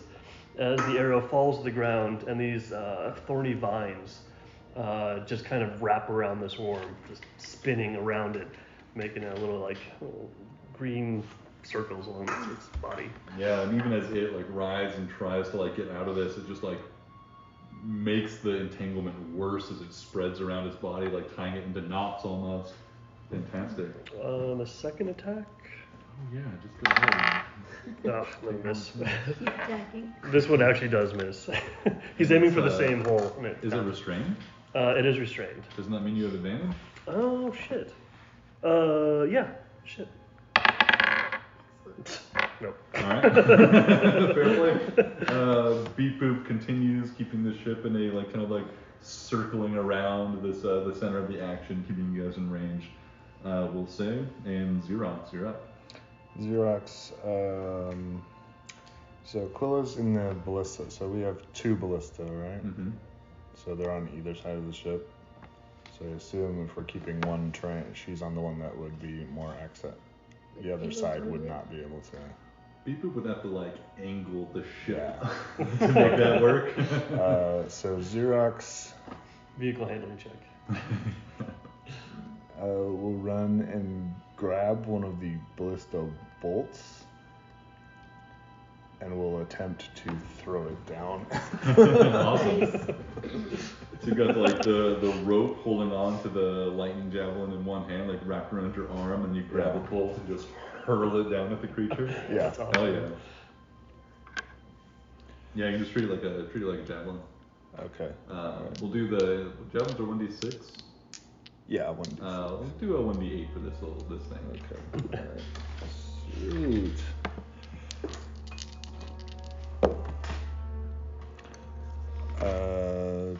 27 to hit. That hits. Plus. Okay, so that'll be 15 points and Xerox will take her final javelin and throw it. Alright everybody, this creature at this point has 10 effective health left. Let's see what you got, Zero. I'm probably not gonna hit it though. Yeah, that's 14. That 14. doesn't hit. Yeah, the second javelin's Action surge. You do have an action surge, don't you? I do have an action. Oh, really? I do have an action surge. So I get 2 more attack? Yeah, you get your full attack action again. Okay, I will go and grab another. I will grab another bolt from Carly's stash. Yeah, I feel like my stash is right next to you, and you just like very smoothly huck one and then pick up another. Yeah. And like, Throw it. Natural 20. Nice. oh. So that will be max damage. So 8 plus. Okay, so that's 16 Oh. plus another 1. Yeah.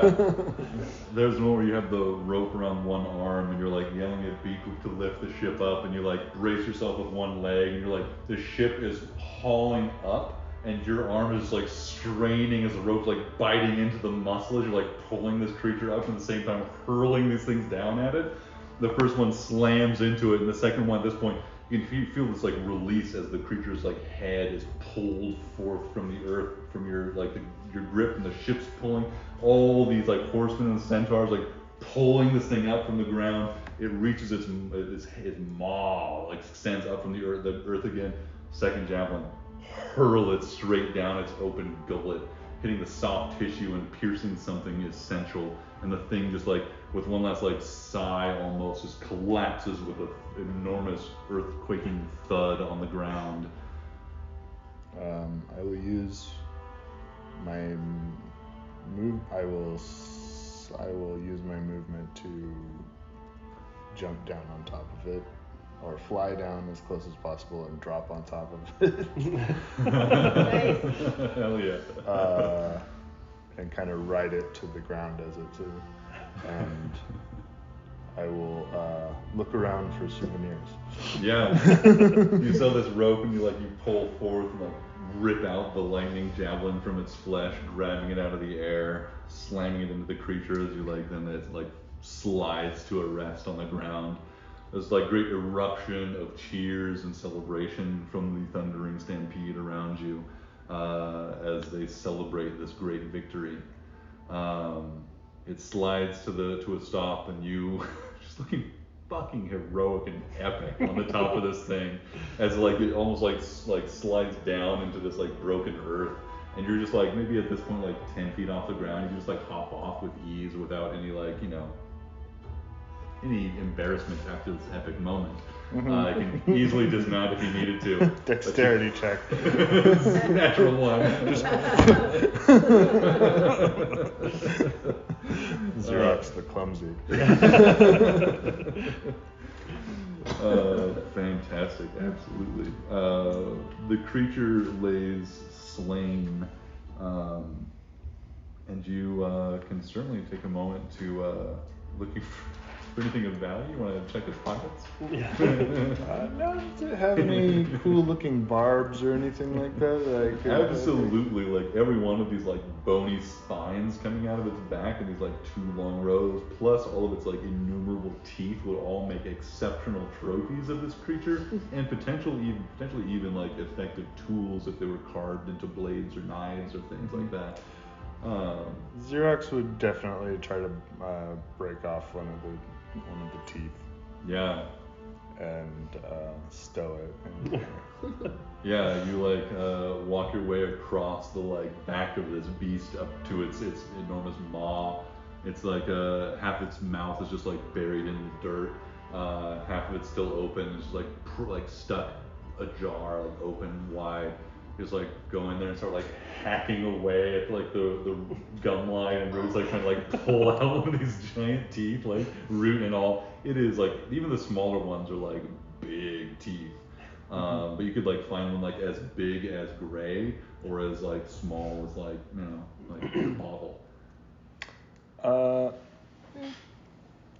Get or one. Even many. You've got at this point, you don't have anybody around you for time as you're collecting trophies. We decorate the front of Shippy with it. I would find one as big as Gray and throw it on the ship.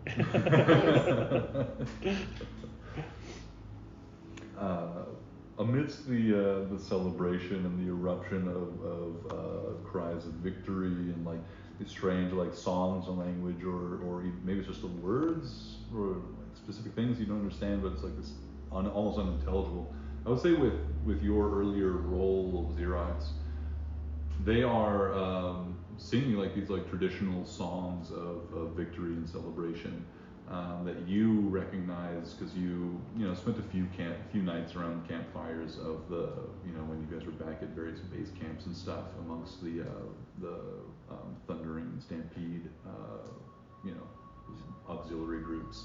And so would I know I would know some of the words? Absolutely. A few drunken evenings singing along with them. It takes a moment, like there's a moment where it's just like there's like this deep moment of like deja vu, and then you place the memory around like these like intoxicated nights of like revelry and singing and merrymaking around the camp and the fires. I'll start singing along loudly as I can. Absolutely. You start belting out the words as well. Gray, you recognize at least the tune, or then you're able to like kind of you recognize this, but I'd say you don't recognize, like you can't sing along quite as well. Like, but you can definitely make up words if you wanted to sing along with them that sound similar. You are Xerox belting out this song of like violence and victory and all this stuff. It's just like you just fucking down with it, and at the same time as you're like carving the like teeth out of this monster, just like in your just like moment of like victory. It's just like it's it's been a little while since like you've had a fight like this that's been so like just simple and like good, like finding the rot and all this shit. It's like wild and complicated, and like you have like all this like weird shit going on. Just a fucking monster that was doing bad things, and we killed it. Great. Fuck yeah. Yeah, just simple and satisfying and good. And you're like carving away at this one of these things like giant fangs, and you hear a familiar voice singing behind your shoulder. If I may interject really quick. Of course. Gray is wandering around, seeing people kind of distracted, and he's gonna go steal some paper. He's very small. These things are pretty large. You know, he's gonna maybe just like poke around a little bit, see if he can find some good paper and Yeah. just yoink it. I mean, without big words around, you need Yeah, more exactly. source. Aquila's not there. Big words isn't keeping an eye on me. You know. give me an investigation check and a stealth check. Okay, investigation is going to be a 15. Stealth is going to be a 14. 15 and 14? Mm-hmm. You describe from what Gray looks like, because he's like wandering around, like trying to like make a little profile as everybody's like riding around, so there's all this noise and like excitement around him. How does he, blend in, but also, He's like do walking his around, thing? Like if someone sees him, he's like, Gray the helper, like big help gang, but like kind of keeping his distance, kind of like weaving it out, but like very carefully seeing if people are watching him and seeing, maybe like peeking into a tent here or there. It's curious nature. No tents. This has been a roving group. They've Okay. been at the gallop for a long time chasing this creature. And you don't find any, like I said, any tents, but you do find that a little ways back before where the violence actually erupted, they were carrying a lot more supplies and things than they actually like carried into battle. So you find like this small like baggage train left behind where there's like a couple people kind of like had been kind of looking out and like keeping an eye on things, ready to move things if needed. After the creature was killed, they like ran in to join the celebrations, and you like quietly like slip away to the outskirts where you can like access the baggage train, because like these are all like warriors. They have nothing on them but like battle gear and like just immediate necessities. But you definitely can sneak back over there. So you do after just like being Gray the helper and all that stuff. But Gray's got a hunger for paper. So yeah, you take a moment and sneak away from the group. Quilla, anything you're doing up top after this thing falls slamming? I'll shout at Shippy and Boot to hold steady, and I'll jump down and go down and meet I'm looking kind of for the people that like were sent out to greet us, because I assume they have some kind of diplomacy agenda. So I'll go and jump down and greet them. Yeah, from above, like it's impossible to identify those people from the enormous like revelry and crowd that's come along, and like you can see even now they're like many people are like descending upon the corpse of this thing, like rending, like pulling off, like cutting away giant like chunks of its carapace and other like and its teeth, like xeroxed it, and anything else that might be valuable. You can see like there's some that are just like reaching in, like pulling out raw flesh, and they like take a bite of it, and they like everybody cheers. There's like blood dripping down their lips, and like pass it off. The next person takes a big bite of the thing. It is quite a revelry and excitement, and the people that met you first have just dispersed into this initially the combat, and then this celebration afterwards. Xerox, there is a booming voice that you recognize that like echoes that's coming from behind you, that like reverberates past your ears and like into the open maw of this creature, echoes and like comes back, and it's just like in this like weird like perfect like echo chamber for this recognizable voice to shout out your name in familiarity. Xerox, you old bear.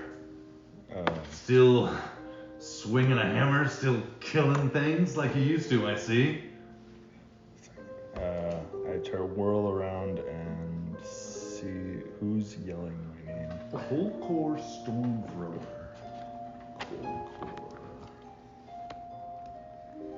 A large centaur that is a their equine portions have this like black coat, or humanoid portions have, like, you can see it's like beneath the like leather armor and stuff, you can see some like thick black chest hair that matches the like black and like now like, you know, a little bit peppered, sort of like a curly hair on their head drapes around to their shoulder. You can see this like they have a quiver of long arrows and a longbow strung across their back, as well as this enormous two-handed battle axe that is now like strapped to the side, their flank.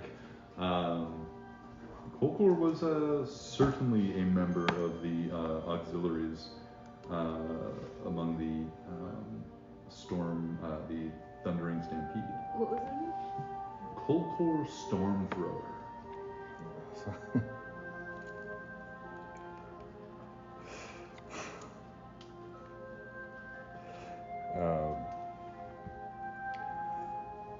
Last I saw you were waist deep in a horde of skeletons. I was. I never put up much of a fight like this beast, though. Seems like you chose the right time to leave that old outfit too. I don't see why we had no other choice. I don't think. And thrown to the dead like the rest of those fools, I suppose. What was that old general you served? Hawkrow. That stupid bastard. Alright. Forward party number 36. The White Slayers. I'm sure you remember Olaf the Beneficent. Dwarf rode his little pony in front of all of us, even though he slowed us down. That son of a bitch make it? Or did he fall? Is he still around, you know? If he made it, he's back in within the borders of the Imperium. A true believer. Well. Oh! You're still palling around with this little fella who like sees Gray off in the distance, like trotting away from the group, like making his little like thing, like He's doing the pee-pee dance. It's like, someone had to look after him. And Nibbles as well, though he is not with us today. Well, I can't say I'm surprised you all made it out of that arrangement. I know I heard a lot of Harkrill's people didn't. Glad to hear that you weren't among those among the lives he threw away. Many thanks. If he still walks the earth, he owes a great debt.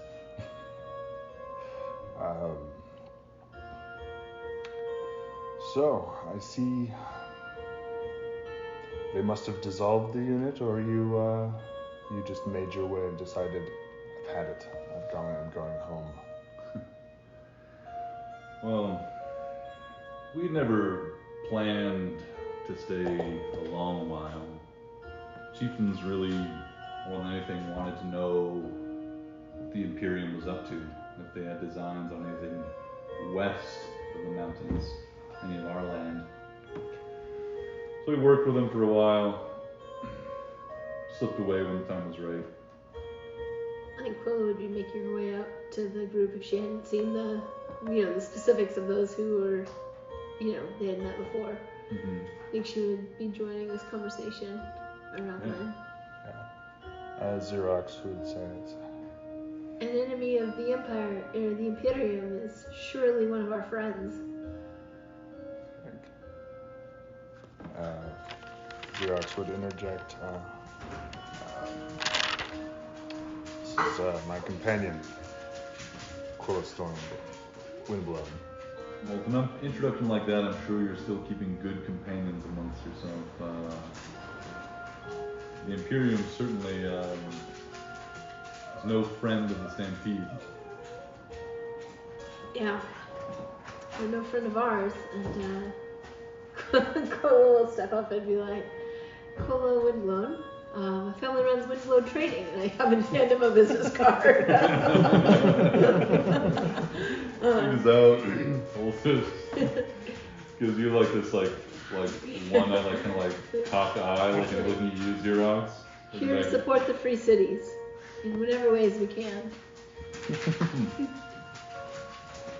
Huh. Fascinating. Well, you went from being a throwaway soldier to an Imperium that didn't give a goddamn about your life to flying around on a ship with a fancy company of traders and, well, still got some old hands with you. Like Zero or Gray's over there just like pretending to pee by one of the bags, like taking one over this way. Yes, Nibble, I'll briefly tell a truncated version of our exploits in Valkyrie and say, and by way of that, we are working under the auspices of Ketten. And we seek to enter the Bone Wastes. We're making a supply run. It's been a while. Eventually. I know you've spent a good deal of time in that.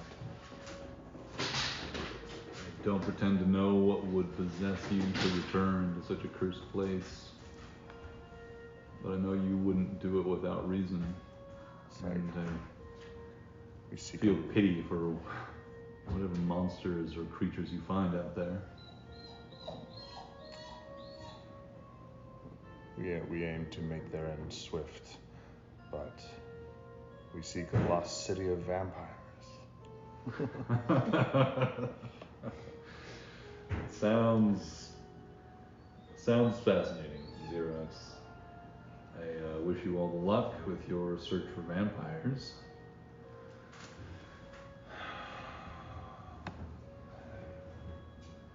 You not find enough troubles here closer to home?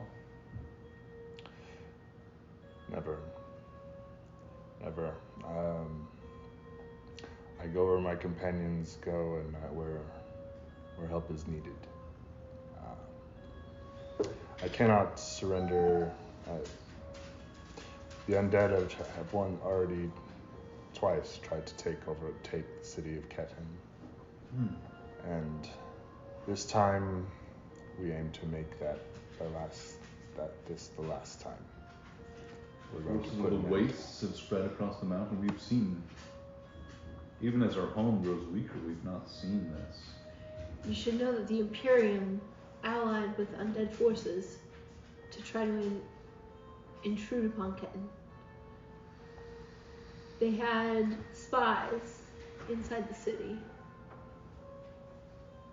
I would shore up who you trust. It seems they are allied with they deal in greater evils than even you or I could have imagined. And Imagine the lump darkness.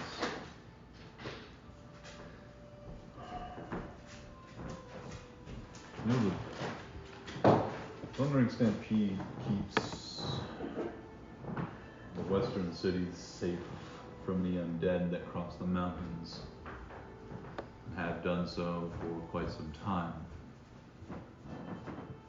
It is certainly worrying that we might be facing collusion between the Imperium and the undead themselves west of the mountains. I can tell you that we are not prepared for that. Few are. we have some leads. We're hoping to cut the monster off at the head, so to speak. But In the wastes? Perhaps just gain some insights and power there. You Right. seek a great artifact. The Wand of Orcus.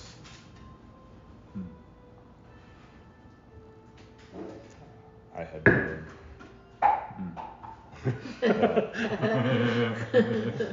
I had no knowledge of it myself before. No, Orcus is. I've heard tales of him being the father of death. The one that, behind all treaties or bargains to avoid that fate, avoid the inevitable end for each of us.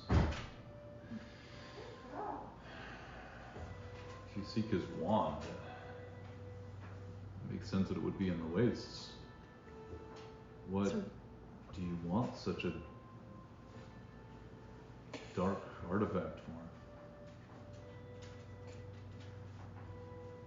We seek it on behalf of an ally. Blanking His on former his name. champion, right? Belmonters. Bellerophon. Bellerophon. Or Sarah would say, Olivifon. Blepharon. Bellerophon. Be gone. You made that mistake. So good. That was so funny. Deep within Ilmater's ascent, there is a giant array of catacombs. And its guardian is a former champion, of Ilmater. He said that the wand of Orcus is made from his spine. We seek to return it We to seek him. to return it to him. And thus cripple the power. I would hate to deny anybody access to their own spine. If we can. Do you think this has anything to do with the draining of my home? What's been happening in your home? Give me a charisma check with advantage for both of yous.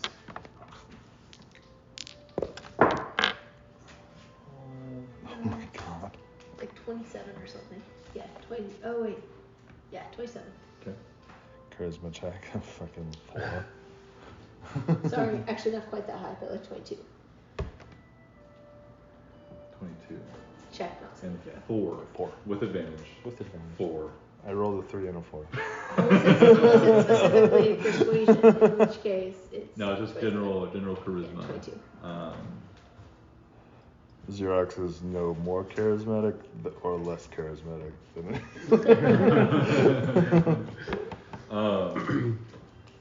As this conversation is continuing, Greg, you stealthily, as far as you are aware, just celebrating, shaking hands as you go out of town, out of the main excitement. Stop by a little crooks with like these little like bushes and shrubberies, like really close to the baggage train, just like over there peeing. Sidestep closer. Sidestep closer. And you got was it like a 15 or 13? 14 on the stealth. And then a 15, I think, or something. For investigation. Yeah. I could give you a sleight of hand if you'd like. No, the investigation will be good. I think the stealth will be enough. There's a lot of, just about everybody's distracted at the moment. And anybody that, sees you is just like, what are you doing? I'm going to give you a sleight of hand just because I really want All right, to. absolutely. All right. 17. I rolled a 2. And I got a 17. Oh my god. Absurd. Yeah. He's so ridiculous, Gray is so skilled that He used to, that was his livelihood. Was Yeah. stealing and- By the hand, man. Like even those that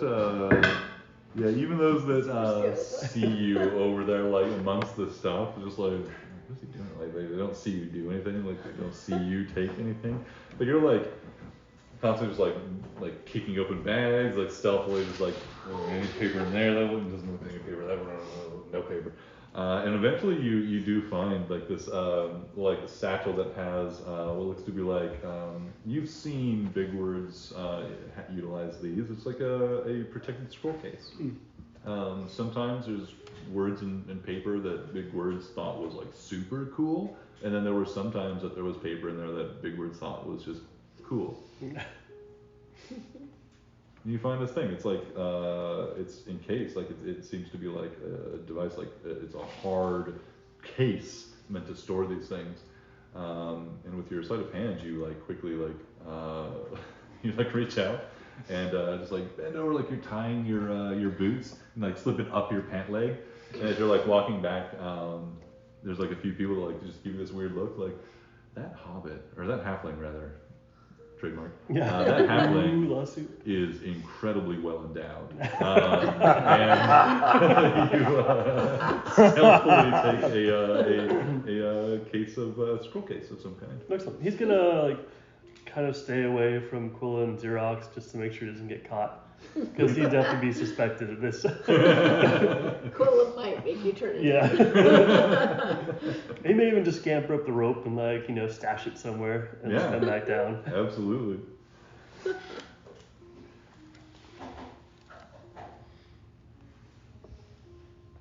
With your charisma checks, there's a moment where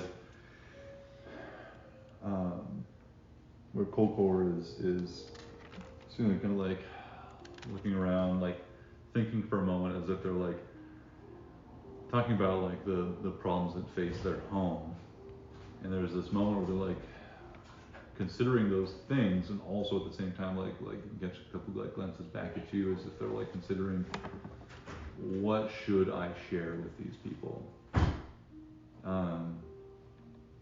And seeing you, Xerox, still standing in the like maw of this creature, and Quilla coming up as well. He like shrugs and sighs and says, "We came after this monstrosity, this creature, because it has been taking advantage of some of the herds, some of the grounds that we use. We have used more recently to keep the herds fed.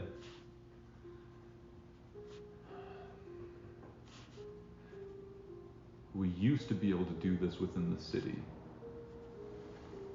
And as you look around, and like you and Gray, I think would know, and like Quill, you have this sense of just like the economy of this sort of thing, like this many animals and stuff. And you struggle to imagine like any city you've been to, like keeping vast herds of horses inside a city. That seems out like unheard of, like impossible, like physically impossible, because they need enough space and like pasture land, grazing land and stuff. And Kolkor continues and says, We've had to move many of the herds out of the city, out of the home, because it's dying.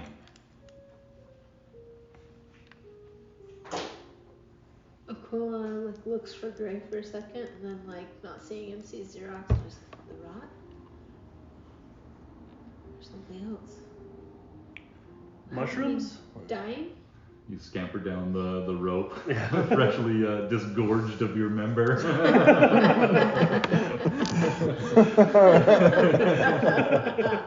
That's the way to get away from it.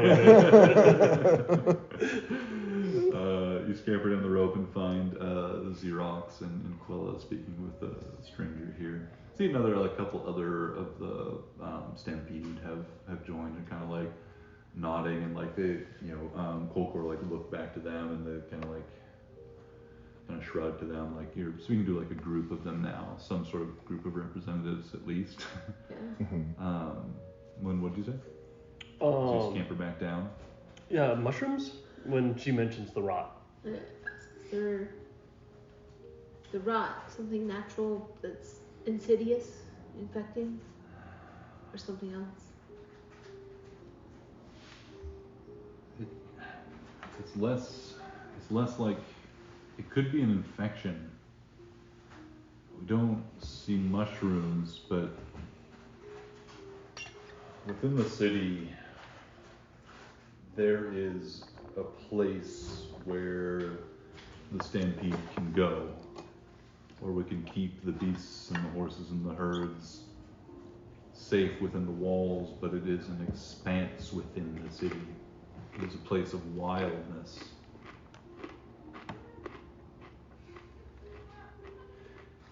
We noticed some time ago the animals, which would typically be fat and healthy after time spent within the home, coming out for service, bearing ribs and bone, as if they hadn't had enough to feed, as if there wasn't enough nutrition in that place. Something was wrong. I sent people inside, and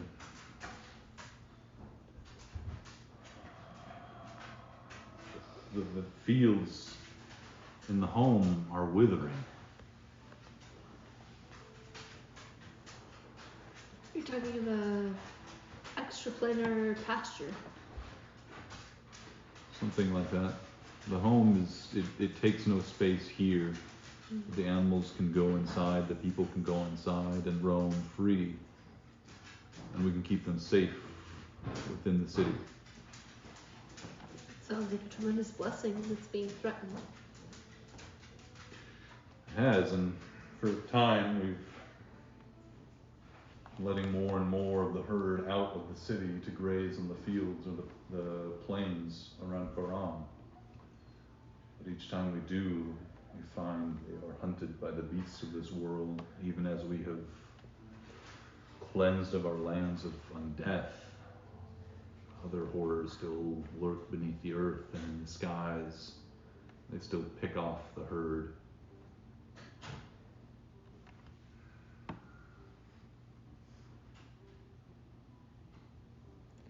It does feel like something is rotten in there, but we have not seen mushrooms. Something is sapping its life.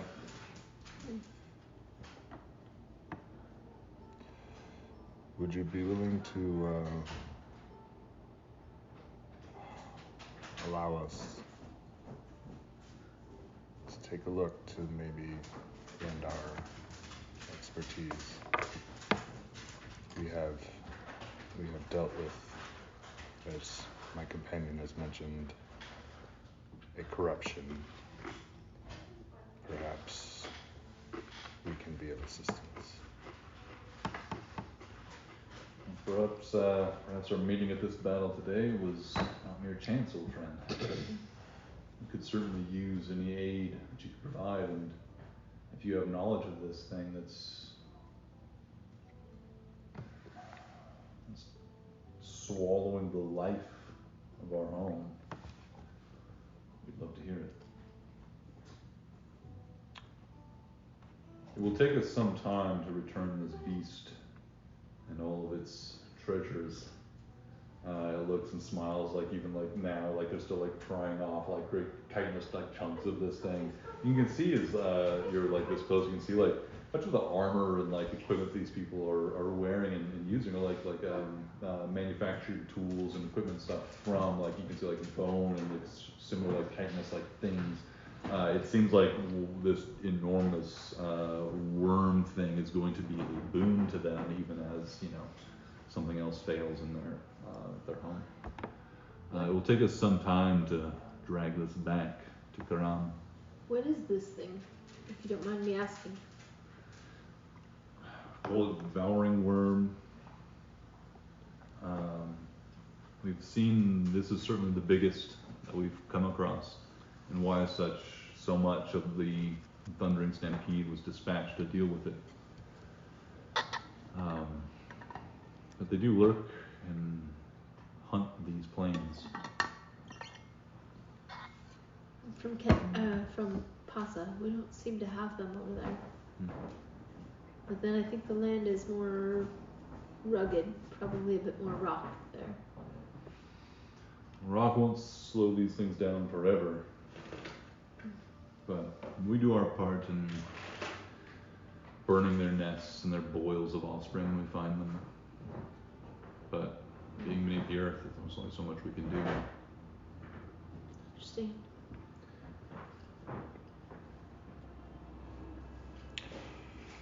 Well, yeah. Perhaps we can.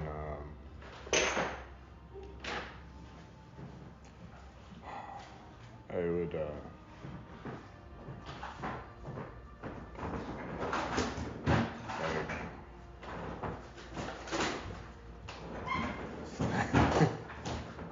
Xerox is wondering if we have time to do this now that she's.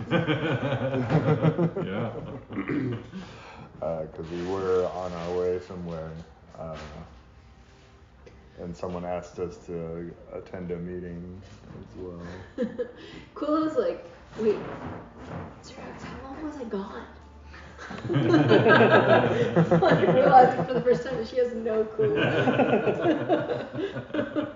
Gray's like, this many day. It's like, Okay. We may be able to help you speed up the process of moving this back to Would it help if we help Your drag it home. over to the city? Our people are more than happy to arrive home and bring back the spoils of battle without your assistance. More glory for them. But I saw you taking a tooth. Bring that with you, and anybody you will see will recognize that as a trophy. We'll let them know that you and your companions were of aid. It will take us some days to bring it back to Quran, but it sounds like you might also have plans more immediately. It's like, fortunately we do. Perhaps we can stop at Quran after we go to Buffalo.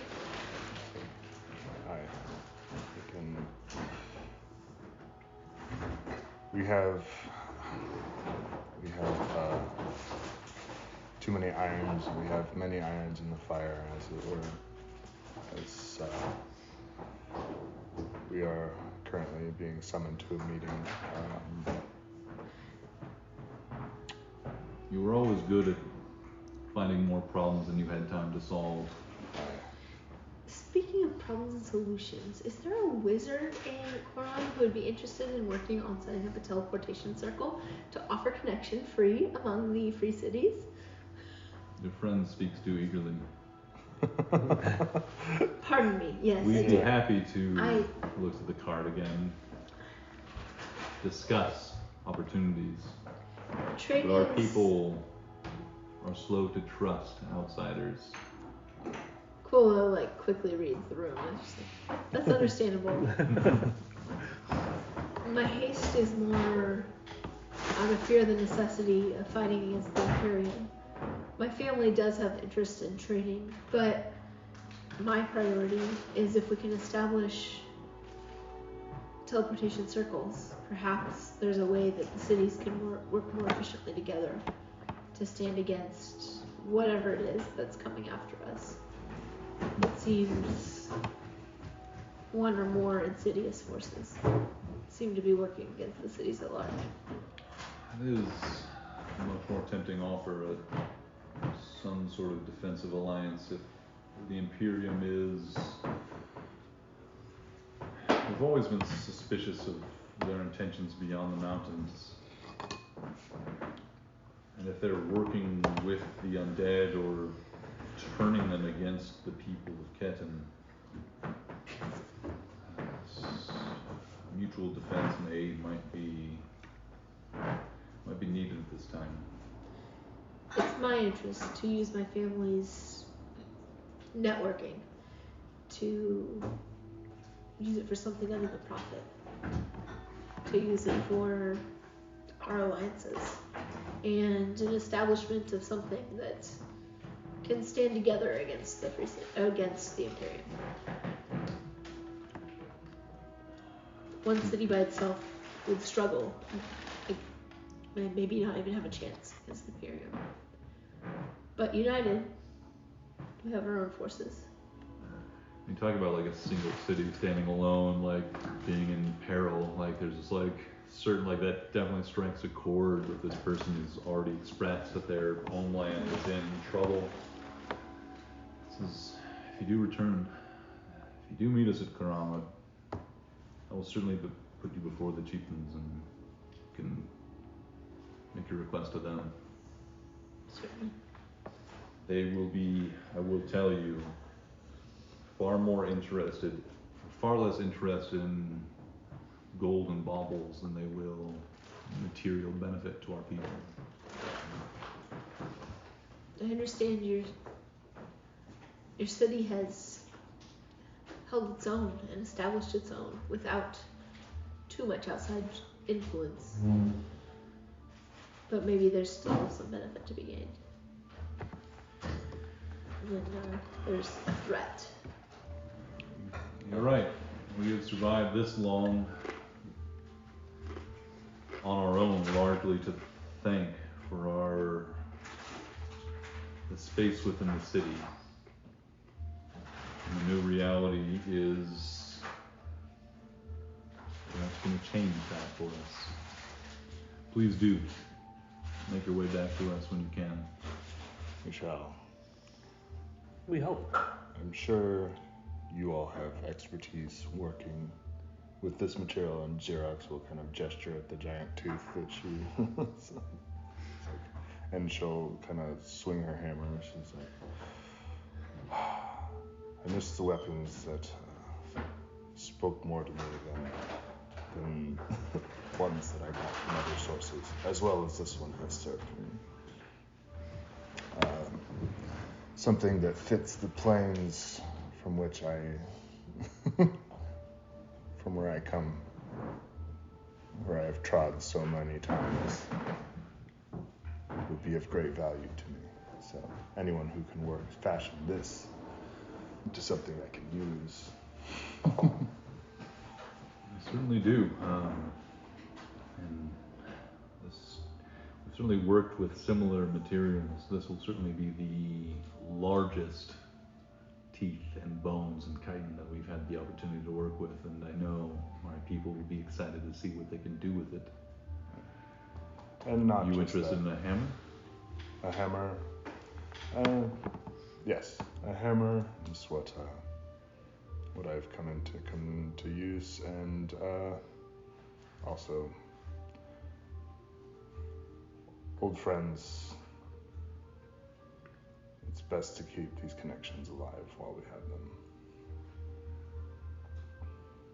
That gives you a sort of like hearty handshake, like forearm grasp handshake. Says, see what we can do. Come back to Quran, and perhaps I'll even be able to convince them to hand over the weapon after they make it.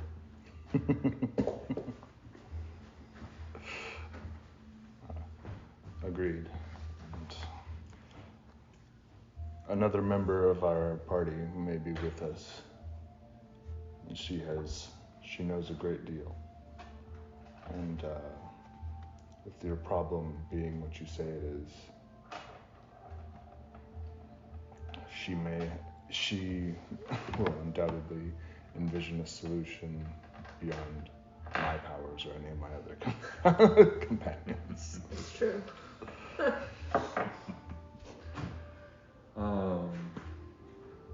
Fantastic. They exchange some further pleasantries and memories with you, Xerox.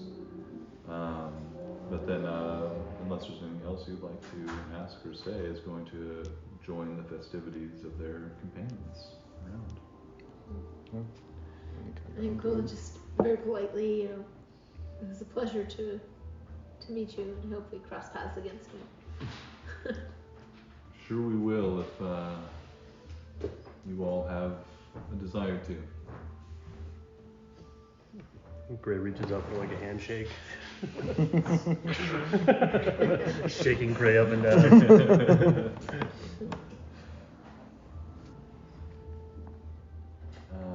I ride. Up. Never again. Like this at the center of the like half carriage you earlier, it's just like never again. And like rides off. I guess feel like a little break. Yeah, sounds good. I'm so bad if there's food in front of me, I just can't stop eating it. Okay. That hummus is really good. Did you bring that in, or is that? I brought it, but yeah. Really like the hummus. Oh, it's good. The one's the garlic one. Yeah, that's a local brand, isn't it? Mhm. Yeah, I think so. Like Yeah, there's something going on in it that is causing the animals that spend time there to come back like as if they have not been nourished. Gotcha. Something wrong with the feed portal. Mm-hmm. It's an interesting setup. Yeah. Everybody in through the vortex. You all come back now. I had written, they had a horse town.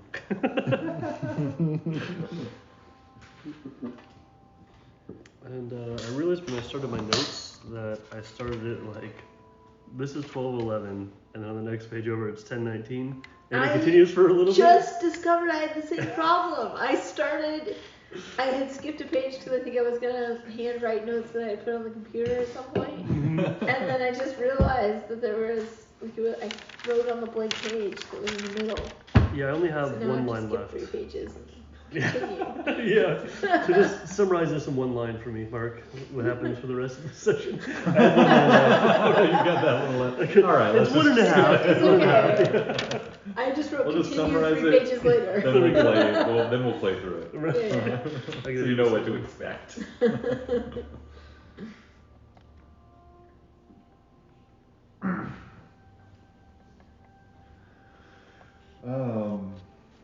Yeah.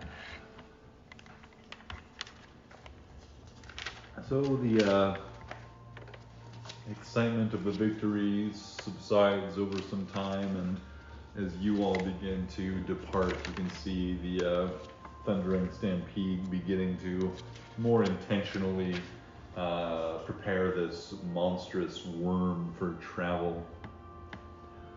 Still taking apart like some of the prized pieces off of it, and preparing the rest of the body to just be dragged along the plains by this enormous herd and group of horse riders and centaurs and other creatures. You can see like some that have more like deer or elk-like bodies, and still the like sort of centaur-like humanoid, top half, but various other creatures, and yeah, they as you guys are departing on the ship, I presume, you can see them dragging this enormous worm just like across the plains. You get this like long worm just like laid out on the surface of the earth now with like these like several long lines of horses all like dragging the ropes and chains behind them, pulling this thing along the ground. They've got some work ahead of them, and you all, meanwhile, get to continue your pleasure cruise, or your cruise on this pleasure yacht. Great if it takes like a fistful of worm, feeds them to his bugs, and eats the rest. Worm's flesh, while not quite meaty, is really quite savory and pretty flavorful. Gray, you're not unaccustomed to eating like raw things and stuff and bugs and worms and things, and this is pretty good. Gray knows better than to offer to other people.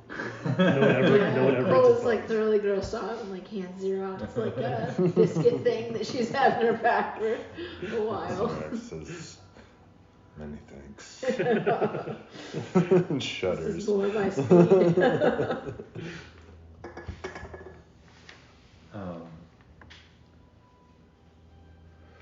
The remainder of the day, this is still like pretty early on in the day and maybe into the afternoon as you guys spend some time with this with the thundering stampede, and But you do expect to arrive back at Wall Creek before daylight expires. If you could all roll me 1d6s again. 3. 6. 2. Wonderful. The remaining portion of the journey to Valkrith is smooth sailing in the air and is uninterrupted. Aside from, go ahead. Can Quilla take a short rest? Yeah, absolutely. Alright. Yeah, for sure. Bipu will continue piloting the vessel since there didn't expend any energy in that last fight. Warlock Quilla cares about short rest. Yes. Gray, you as the ship is sailing through the air, what are you doing? You just, you have probably like another 6 hours aboard this vessel, which is an amount of time. What does Gray get up to? He's gonna make sure other people are like preoccupied, with whatever they're doing, and make his way down to his new hidden stash of papers. Fantastic. And he wants to take a look, see what he managed to take. Yeah. You pull, or you go find your scroll case. And you notice that it does seem to have a lock on it. Looks to be like a sort of like arrangement of symbols or something. It's like similar to like one of those like combination locks or something. There's like this little device you have to manipulate to arrange these like 3 like symbols in the correct order to open the device. We'll investigate it for traps, as one does. Probably poorly. Yeah, that's a 2 investigation. Yeah, it's a weird little gadget thing. Doesn't appear to be dangerous. Well, yeah, we'll pull out his lockpicks and go to town on it. See if, I guess it's symbols. Would a lockpick still work on it? I would say so. It'd still be the same like tool set and stuff. Like you can either like use the tools to figure out how it works and like assess it. It's similar to like using like a hearing device on a dial to like figure out where it's locking into place. Like you're still using your tool set, so for sure. Gray's more of a brute force. He's just got some like tools with some jagged bits on them. He just kind of goes to town. Yeah, absolutely. Give me your it works. thieves tools check, please. What is that? Maybe your you Sleight should of you'll hand? get to use your dexterity plus your proficiency because you have the tools. If you have proficiency with the tools. Don't believe I do. Oh well. Well, that's a 13. 13. It is jamming your tools in there, putting the pokey bits into Can I guide it myself? I totally forgot I have guidance. Yeah, I like it. He's putting a little bug at the end that he's gonna jam in there. You help. That's gonna be 15 now. 15. This is the best guidance ever.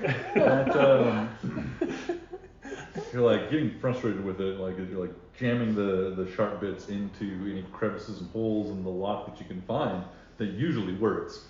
You're jamming in there, it's not working, it's not working. You can feel like you might be like about like getting close to like breaking something, like jamming this lock entirely. You put a bug on the end of your tools, is that right? Mm-hmm. Yeah, you get this like sort of like beetle creature that has like these like sharp little like mandibles sticking out. It's like, just ready to go, and you put it on the tool, you jam it in there, the bug immediately is just destroyed as you like grind its carapace and body into this mechanism. But whatever like chunky like carapace bits and like the points of its claws like wedge just right, and you're like and as like the gut, like the blood, the juice of the bug like spills out of the thing, it just like comes open, and you can see like the top end of the case is unlocked. Think bug. Just gonna kind of shake it a little bit and pop it open. Yeah. A couple of papers fall out, all rolled up together, but it looks like there are 3 sheets of paper that are rolled up inside this in this scroll case. Kind of lay him out in front of him. Yeah. Really take in his treasure. One is more intelligible to you. It looks to be some sort of map. It looks weird though. Give me an intelligence check. 10. 10. This map is weird. Like you can see that there are like big things on the far side of it that you think are the Cragspire Mountains.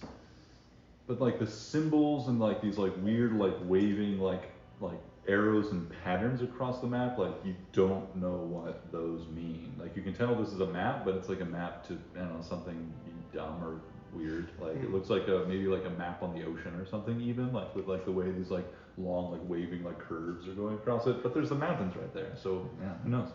My map. Perfect. Puts it back in the scroll. The other two papers do have writing scribbled across them, and you are illiterate, if I remember correctly. Yeah. There is one of them that is written in what looks to be like Big Words' language that she likes. With the pointy ears people, the elves and others like to talk or like to speak and stuff. Like that weird like flowing dance language. It's pretty weird. He's like, ooh, and he's running his fingers along the letters. Loopy, loopy, loopy, loopy. And the second one you can see is in Common. You can recognize the characters even if you can't like read it. But you recognize like this is the same sort of language that you see on like, buildings and stuff back at Cat and Ball Creek and whatnot. And you remember Xerox and Nibbles would get orders from General Harkill in this writing, and then they would tell you what it was. He's like pointing out the little bits of the words, like cats, hat. Both of those are part of the word catastrophe. So. Yeah. He tucks them back away in his scroll and puts it back in his stash and starts whistling as he starts walking away from his little area. Perfect. There's like this bug-ridden corner that he keeps all of his spare bugs in, and he kind of like shoves it back in there. No one's gonna look into that. No. Spare bugs. Backup bugs. Yeah. Some of them have 3 legs. Well, I'm sure many of them like devoured each other. There's a bizarre ecosystem. Constant war going on in Gray's bags. In his hidden places. It's a bug eat bug world. Yeah. Also, now that we're like close to done, anyway, feel free to drink the beer that I put in the fridge. Oh, great. Yes. Don't everybody go at once. You get a beer from them. Great.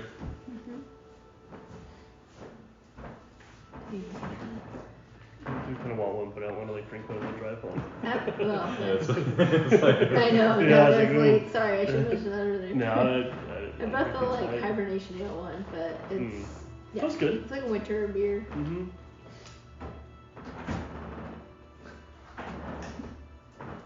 Just didn't think about it earlier. Oh, good share.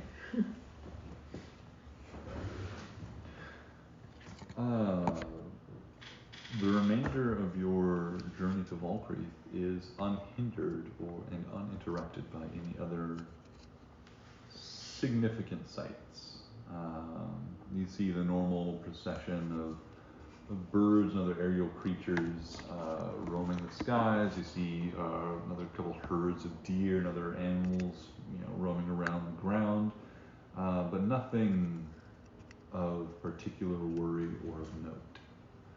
And hours pass, and soon you can see the First, the glinting of the river the small river that runs through Valkyrie, and you can also see, maybe even at the same time before you see those glints, you can begin to see the smudge in the air of the foundries and other productive buildings in Valkyrie at work and belching exhaust into the air from the fires and furnaces beneath.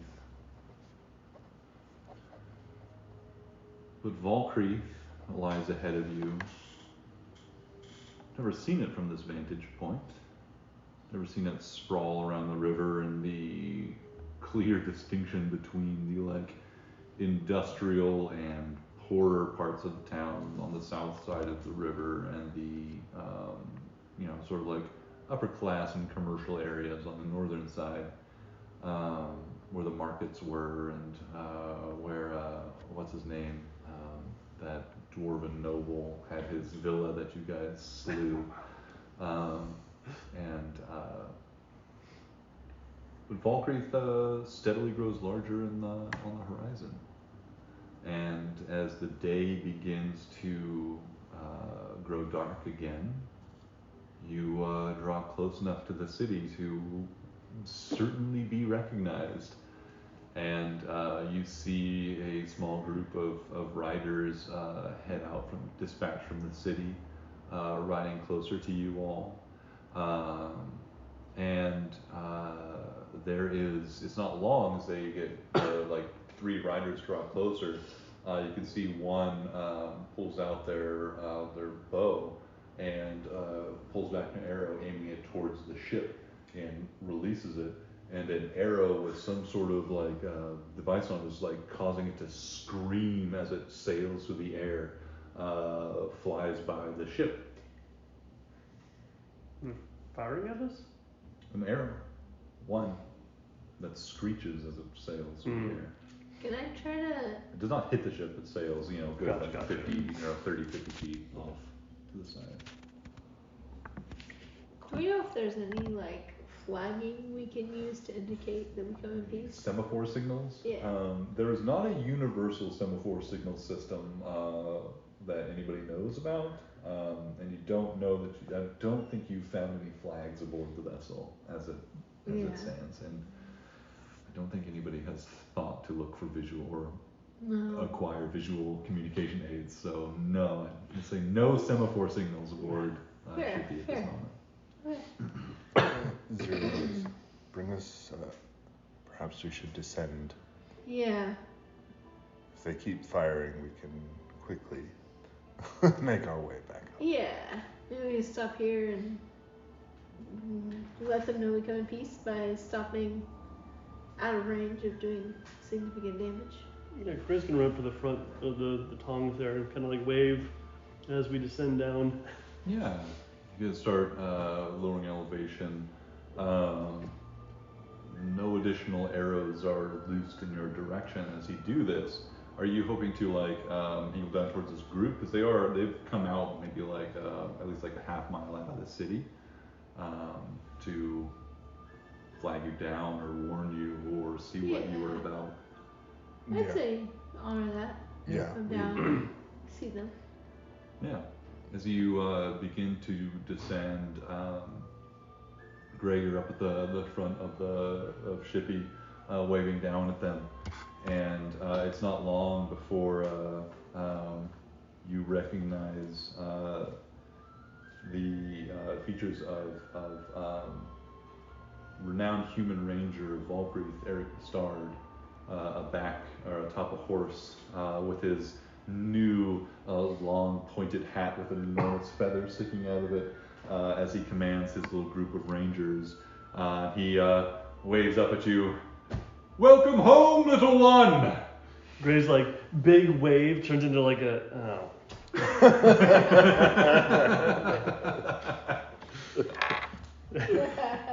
Hi, big help gang. You, friend, need no introduction. Welcome home. Come, what a fine vessel you found. Bring it down. We'll Well, Tuck, do you need an escort into town? Bring it on into the town. We'll love to see you. Everyone will celebrate. I lead way. Yes, right after us. And they start galloping back towards Valkyrie. Oh man, he is pissed. He is like running up to the helm and like pulling on Beep Boop like.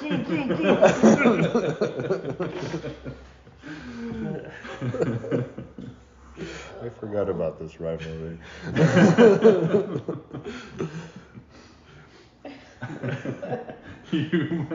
The ship sails in through the air, kind of like flying low as Eric Bastard and his rangers ride ahead of the vessel.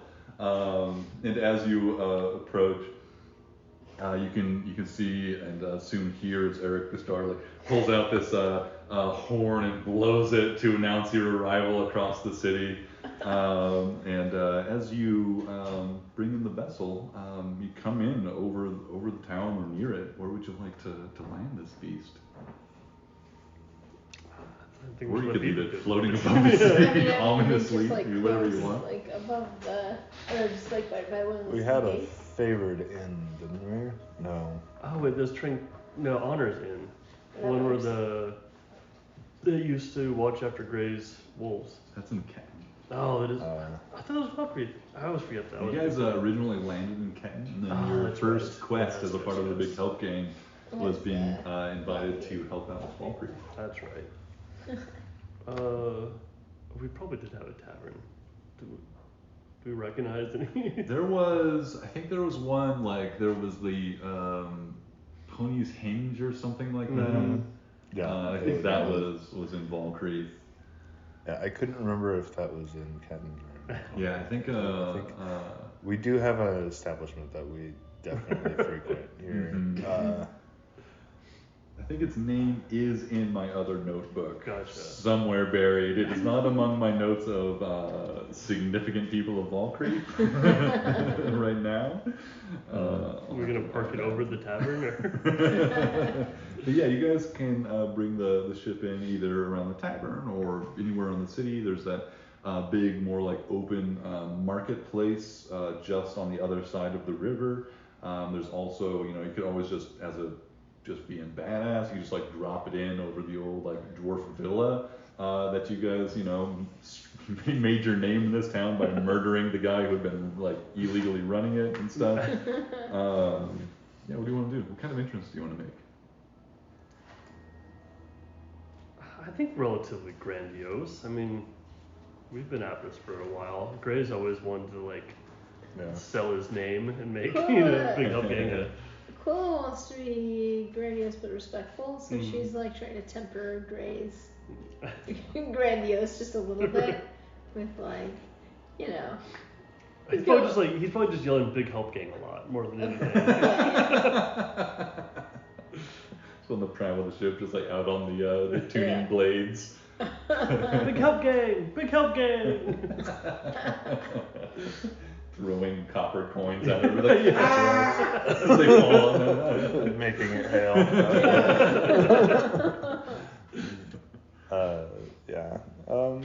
No, we should park it. Yeah, let's park it over the villa.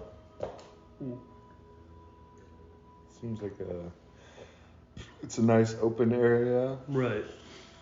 We got some history there. And we don't care who's using it. We saved this place.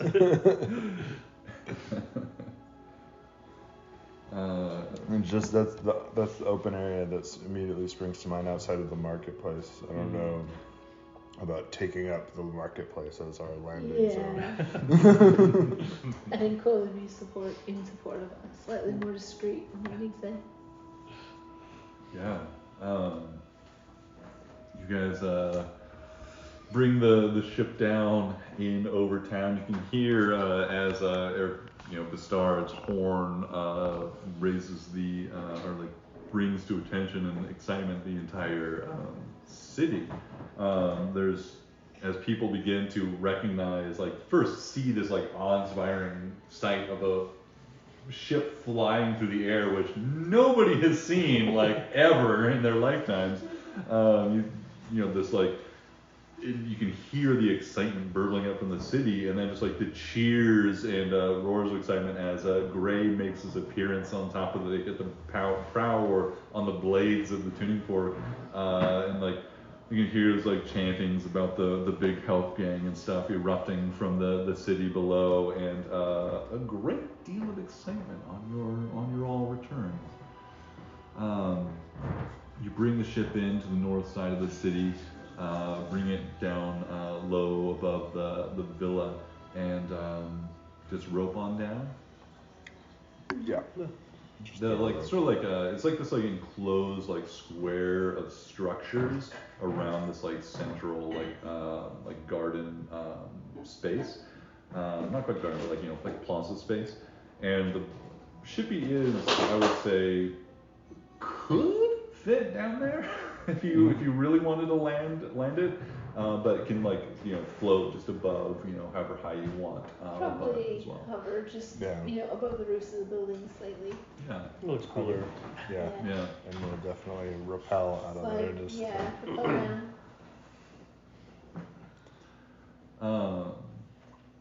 You rappel down the ropes even as crowds are gathering to see this excitement and to welcome home heroes of Valkyrie. Xerax, when you hit the ground, you see the familiar figure of Vagda. Has the sword out, the enormous sword, and just like has an arm up on it. It's the blade like pointing to the ground. It's like just like looking at you, like kind of sizing you up. It's been a little while since you've seen each other, and says, making a much bigger entrance this time around. what can I say? Not undeserved. Gives you kind of a half grin, showing her enjoyment that you have returned, at least temporarily.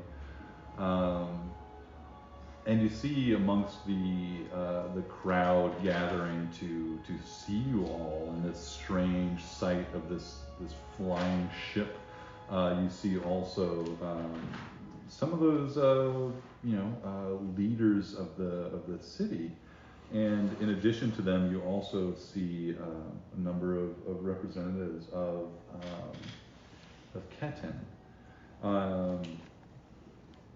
From Valkyrie, you see kind of gathering around you is it's taken a little bit of time, and word has certainly and very rapidly gone around town, especially with the help of the noisy announcement of your arrival, thanks to the Bistard.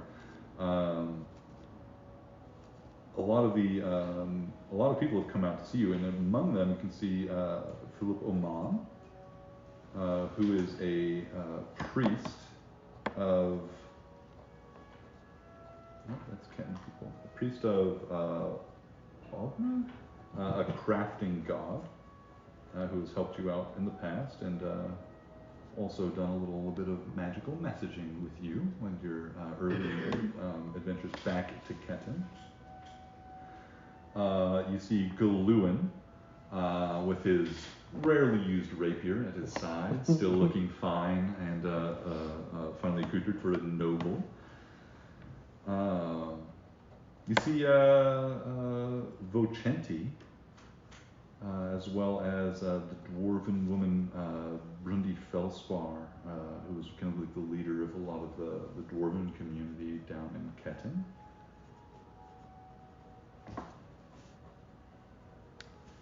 Oh no, I don't have this person's name, which likewise to some other things is in a different notebook, buried somewhere. Back in Ketten, there was a equipment, like a arms and armor shop that was co-run by a dwarf, as well as this other like somewhat strange human person, the place that you had bought your armor from. That enchanter is here.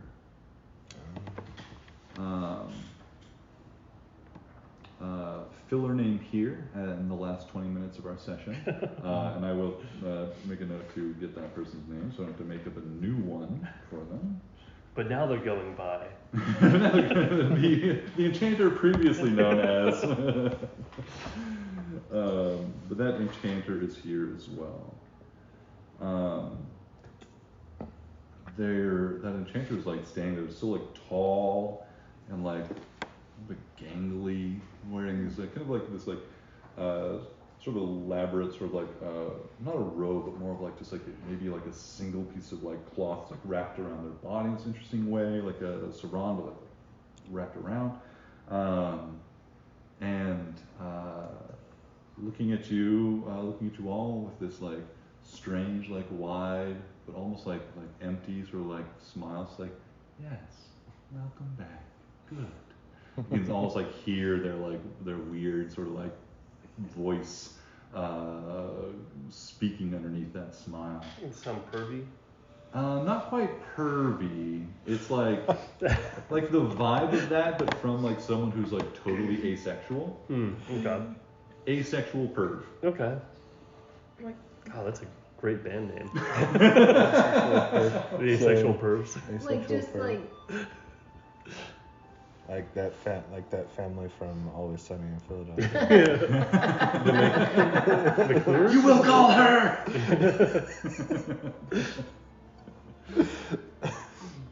Just sitting there drinking milk.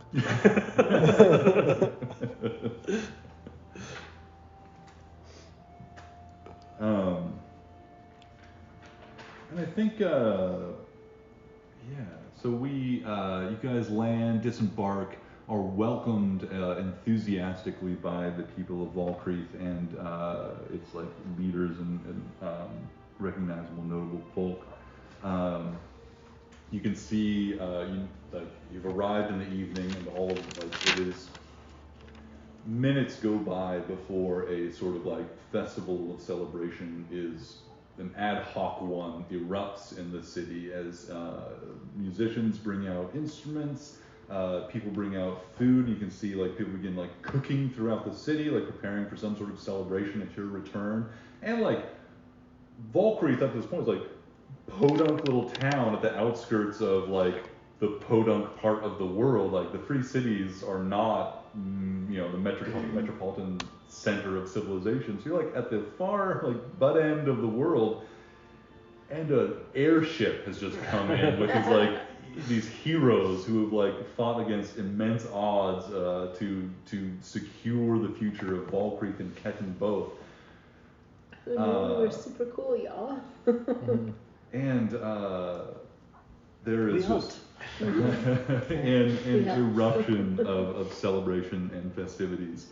I think with these last few moments, I can summarize that by saying that we'll wind this session down, unless there's anything specific you guys want to do, with you making any minimal contact you need to with Gluin, with Vogda, and any other leaders of this town, and the representatives of Ketten, who all unanimously agree that any business can wait till the morning after your long journey, and the people deserve, after a long time of uncertainty and fear, an opportunity to celebrate their heroes. And Vogda says to you, Xerox, and says, we can slip away later if you'd like, but I think the people would like to see your face. Many drinks to be had. Agreed. And celebration erupts all around Valkreath, that the return of its heroes, the return of the heroes of Ketten as well, the big help gang who has spread not only tales of their valor, but also lots of money among the commoners of this place. And all are more than excited to see you return, and even more excited to have such a grand excuse for a party. Gray is honored by the statue they erected in his honor.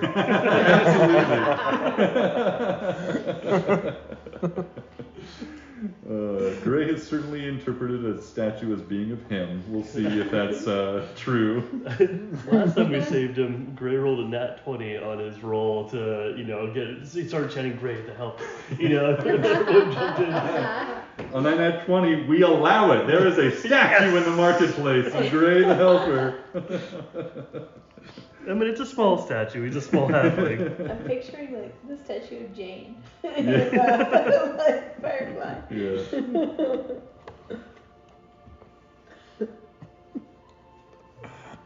Excellent reference.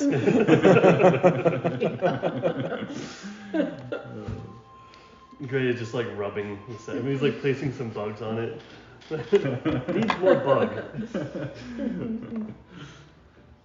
Yeah, we aim to misbehave. Yeah. Such a good estimate. Yeah, it really is. But yeah, I feel like that's a good spot to end our session on. Yeah, Alright. I think so. Excellent fanfare. Yeah, I mean, you guys are truly at this stage and this level heroes of the realm, and have already achieved great things. And everybody, with all their worries, are much more comfortable, at least this evening, seeing you all return with such a great prize as a flying ship. It's really an astonishment to these people. Yeah. A little bit of a surprise to us in some ways, so. No, it's such a throwback. I still remember, I don't know why this is, I remember just like us as like level 7 characters or Yeah. so, just walking along and crossing the long bridge from the poor side of the town to Yeah. That's one of my distinct Such a memories. such a different arrival from your first. Yeah. First round about me. Is this the town that made paper mache clothes for people, or is that Kenton? I can't remember. Oh my god.